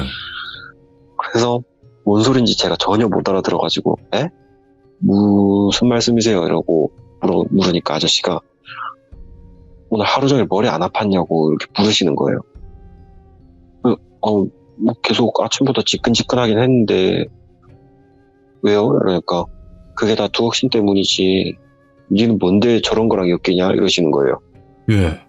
그렇게 말씀하시는 걸 듣고 이제 아까 내가 본 게 두억신이라는 그거구나 이제 알아챈 거예요. 제가 그 순간에 뭔가 마음이 탁 풀리더라고요. 뭔가 그 존재에 대해서 알게 됐으니까. 그러면서 동시에 그 아저씨한테 그게 뭐냐고 물어봤어요. 너무 궁금해서. 아저씨가 뭐 두억신이 이렇게 불리는 건데 뭐 귀신이라고 믿으면 귀신이고 도깨비라고 믿으면 도깨비고 근데 신이다 신 귀기도 하고 이러시는 거예요. 와. 요게네. 네. 근데 저도 나중에 아저씨한테 그 얘기를 듣고 집에 가서 검색을 해서 알았는데 요괴인데 신이기도 하고 뭐 도깨비기도 하고 불교에서 부르는 야차랑 비슷한 존재 뭐 그렇게 나오더라고요. 검색해보니까. 네. 어쨌든 그 아저씨 말씀은 이제 어찌됐건 좋은 놈은 아니고 자세히 알 필요 없다 하시면서 지금 안 보이제? 지금은 어째? 갔제? 하시길래 제가 보니까 없더라고요 논길에. 예. 그래갖고 없네요 간 것 같아요 이러니까 감사합니다 이러고 차에 탔어요. 근데 지금 와서 좀 생각해보면 좀 안타까운 게 그 아저씨가 뭐 절에 계시는 법사님이신지 아니면 뭐 박수신지, 그렇게 누굴까? 네, 그걸 못 물어본 게 좀 안타까운 거예요. 어찌됐건 저를 이제 도와주신 분인데, 그분은. 그렇죠. 네, 뭐 그냥 스쳐가는 인연보다는 이제 한번 저 도와주셨으니까, 네, 좀 이렇게 이어가는 인연이었으면 좋았을 건데, 그걸 못 물어본 게 좀 안타까운 거예요. 뭐, 그날은 그렇게 넘어갔는데, 졸음쉼터라는 곳이 이제 되게 평범한 곳이잖아요. 예. 아까 그 돌비님 말씀처럼 고속도로에는 수많은 졸음쉼터가 있고, 뭐, 그런 평범한 곳인데, 그날은 너무 맑고, 그리고 너무 환한 대낮이었어요. 예. 근데 그런 평범하고 평범했던 그날에 거의 2시간가량 진짜 거의 죽음을 앞둔 두려움? 야. 그 정도 두려움에 갇혀서 벌벌 떨었던 거를 생각해보면은 저는 거기를 2번 다시는 안 가고 싶거든요. 근데 네. 진짜 오늘 돌비님한테 이 얘기를 전해드리기 위해서 그곳에 가서 다시 사진을 찍었어요. 그 왜 거기 가셔가지고. 아, 네, 뭔가 이렇게 사진을 보여드리면서 설명을 하면, 아, 여기에 걔가 서 있었겠구나, 여기쯤에 있었겠구나 하시는 걸 이제 교수님들이 좀 이해하시기 편할 것 같아서. 그쵸. 저희는 좋은데. 네, 겨우 예. 참고 진짜 오늘 가서도 진짜 죽을 뻔했거든요. 너무 무서워서 예. 혹시나 또 나올까봐. 아니, 이제- 이게 얼마나 무서운지 조금 전달을 해드리려면 차라리 그냥 내가 죽는 게 그냥 더 편하겠다 이런 생각이 들 만큼 무서웠나요? 실질적으로 그 당시에 차라리 죽었으면 이라는 생각까지는 안 했는데 예. 그냥 내가 죽음 앞에 와 있구나 라는 느낌은 들었어요. 야, 이 두억신이라고도 불리는 요괴라고는 하는데 그게 그냥 놀리려고 온 건지 아니면 그게 그 전부터 따라다닌 건지 모르겠네요. 그러니까요. 제가 그게 너무 궁금해서 사실 그 아저씨한테 이렇게 뭐 연락처라도 못 물어본 게 안타깝다고 했던 거는 예. 그 이유를 모르잖아요. 얘가 왜 날 붙어왔는지. 그렇죠. 그분이라면 왠지 아실 것 같아서 한번 물어보고 싶은데 제가 그걸 못 물어보기도 했고 혹시나 또 나오면 제가 어떻게 해야 되는지 그것도 모르니까. 근데 제가 이거는 검색하면서 알게 된 건데 두억신이라는 이름 자체가 두가 머리 두자고 어기 으깨거나 억누르는 뜻에서 머리를 으깨서 죽이는 신이라는 의미래요. 엄마. 예. 그래서 그 아저씨가 저한테 이제 두통 없냐고 막 물어본 거였던 거 예. 같더라고요. 근데 이게 검색해서 보니까 되게 일반적인 그냥 악귀들보다 훨씬 더 강력한 존재래요. 네, 그냥 일반적인 귀신의 수준을 넘어서서 거의 신에 가까운 존재라고 한다 하더라고요. 근데 왜 그냥 갔을까 그런 존재가? 제가 너무 하찮아 보였나 보죠. 아니면 제가 너무 덜덜 떠니까 귀여운 것 하면서 한번 봐준 거 아닐까 싶어요. 야, 이게 사실은 아직까지는 공포 쪽에서 요괴를 봤다고 하면 아이 무슨 요괴야 이런 시대긴 해요. 아직까지는. 그렇죠. 예, 그러니까 귀신을 봤다는 거는 믿는데 요괴를 봤다 그러면 에이 이건 좀 막 이런 시대긴 해요. 아직까지. 근데 네. 저는 이런 것도 충분히 있을 수 있다고 생각하는 이유가 뭐냐면 귀신이 있고, 그러니까 귀신이 점점 악행을 저질러서 악귀가 된단 말이죠. 네, 근데 그 위에 단계들이 분명히 있을 거라 생각은 해요. 그렇죠. 예, 그래서 뭐 최종적으로는 악마가 있을 거고. 그렇죠. 뭐 악신, 악마 이런 개념이 있을 거고. 근데 결국에는 옛 조상님 때부터 계속 내려온 이런 존재들 그런 것들이 분명히 그냥 허무맹랑한 이야기는 아닐 거라 생각은 하거든요. 그렇죠. 저도 그렇게 생각해요. 사실 뭐 두려움에서 파생돼서 나왔던 설화들이지만 그 비슷한 존재라도 뭔가 헛것이라 하더라도 조상님들이 뭔가를 겪었고 뭔가 전해들은 얘기가 있기 때문에 이런 게 전해지는 거라 생각하거든요. 맞아요. 예. 과장은 조금 됐을 수는 있겠지만 그렇죠. 그래도 비슷한 거 그런 거라도 봤으니까 너굴파파님 진짜 큰일 나실 뻔했네. 뺨을 못 가질 뻔했네요, 이분. 모르겠어요. 그게 지나고 나니까 지금은 이렇게 뭐 별일 아닌 것처럼 막 얘기할 수 있는데, 진짜 그 당시에는 진짜 막말로 이거 꼭 돌비님 방송에서 얘기해야지. 얘기거리 생겼다. 이런 느낌이 전혀 안 들었어요. 그냥, 살려주세요. 제발 살려주세요. 이런 느낌이었어요, 그냥. 그러면 뭐 되게 여러 가지 모습들이 난무하고 있는데 생긴 거 정확히 보셨잖아요. 네. 네, 정확히 다시 한 번만 묘사해 주세요. 자세하게. 제가 본 거를 그대로 자세하게 묘사해드리자면, 제가 눈은 기억이 안 나요. 사실. 네. 네. 눈동자를 분명히 제가 똑바로 쳐다보면서 욕까지 했는데 눈이 어떻게 생겼는지 기억 안 나요. 근데 얼굴 전체가 되게 주름졌고 코는 들창코에 이마 양 끝에 그게 귀인지 뿔인지는 아직 모르겠어요.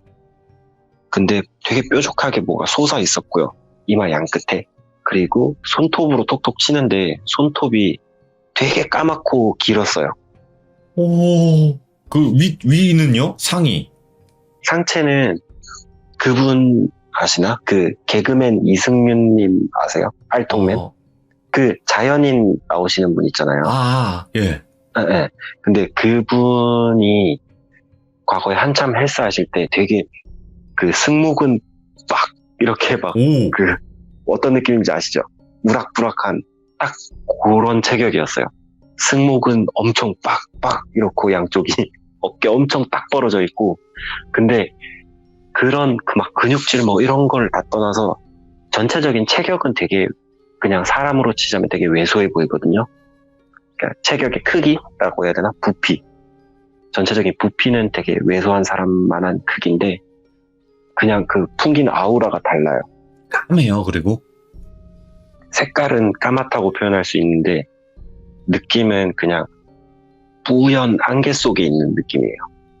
이거 설명하기 힘드네. 힘들죠. 왜냐면 이게 뭐라고 해야 될까? 기억이 솔직히 좀 반감되는 것도 있어요. 이런 거 큰 거 보면.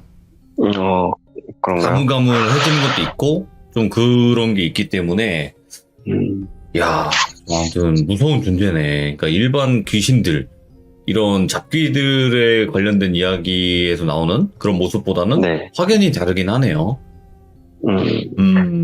그렇죠. 아무래도 일반적으로 생각하시는 귀신의 이미지랑은 너무 달랐어요. 그래서 귀신은 처음 보고 귀신이다라고 생각조차 안 들었어요. 근데 꼭 진짜로 이런 상황에 누가 도와주는 사람이 나타난다는 게 너무 신기해요, 저는. 그러게요. 와. 진짜 너무 감사했어요, 그 아저씨는. 아이고, 아무튼 오늘 너굴파파님 또 듣기 힘든 이야기 들려주셔가지고 너무 감사드리고 두억신, 그러니까 두억신이라고도 불리지만 그냥 두억신이 이렇게로 불리는 것 같아요, 보니까. 네, 오늘 이야기 너무 잘해주셨고 또 다시 한번 그 곳에 가셔서 사진 찍는 이 열정 너무 감사드리고 고맙습니다. 하지만 조심하시길 바래요, 항상. 네, 알겠습니다. 감사합니다. 네, 안전운전하시고 졸음운전하지 마시고요. 감사합니다. 네, 감사합니다. 네. 솔직하게는 아직까지는 우리 귀족님들도 그렇고 귀족님들이 아닌 분들도 그렇겠지만 귀신 봤다는 솔직하게 어느 정도 좀 인지하고 믿어주는 그런 건 있는데 아직까지는 요괴를 봤다고 하면 조금 거부감이 있는 시대이긴 해요. 하지만 저는 분명히 이 요괴라고 불리는 존재도 존재할 거라고 생각은 합니다. 그래서 여러분들이 아시는 것보다도 우리가 모르는 게 세상에는 더 많다 보니까 아마 그런 존재를 목격하셨던 게 아닐까 생각을 해봅니다. 시청해주신 모든 분들 감사드리고요. 졸리면 무서워도 졸음 쉼터에서 꼭 주무시길 바랍니다. 고맙습니다.